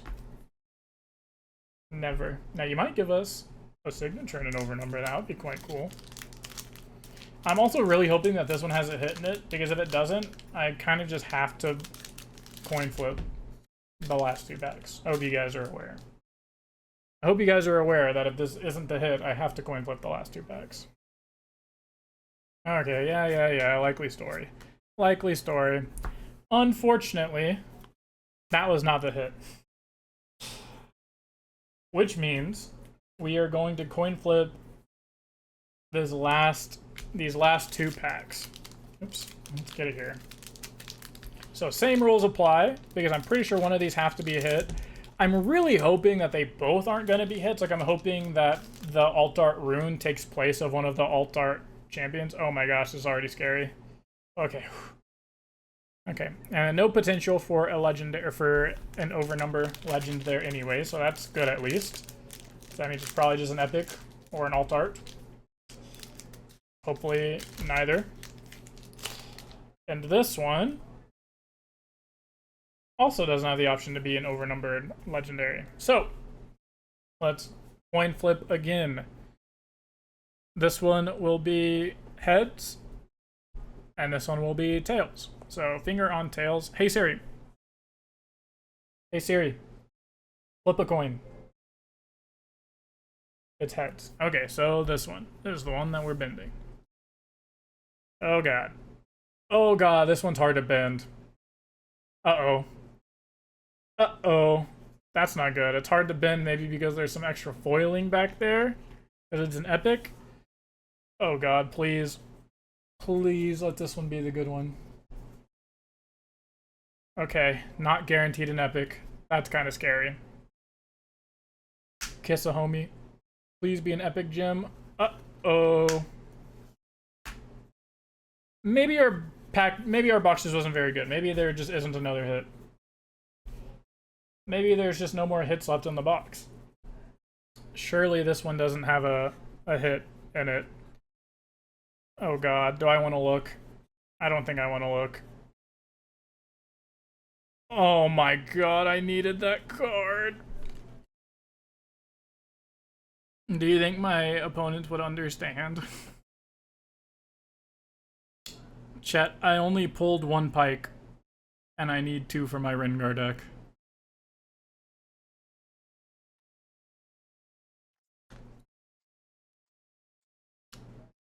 Wow.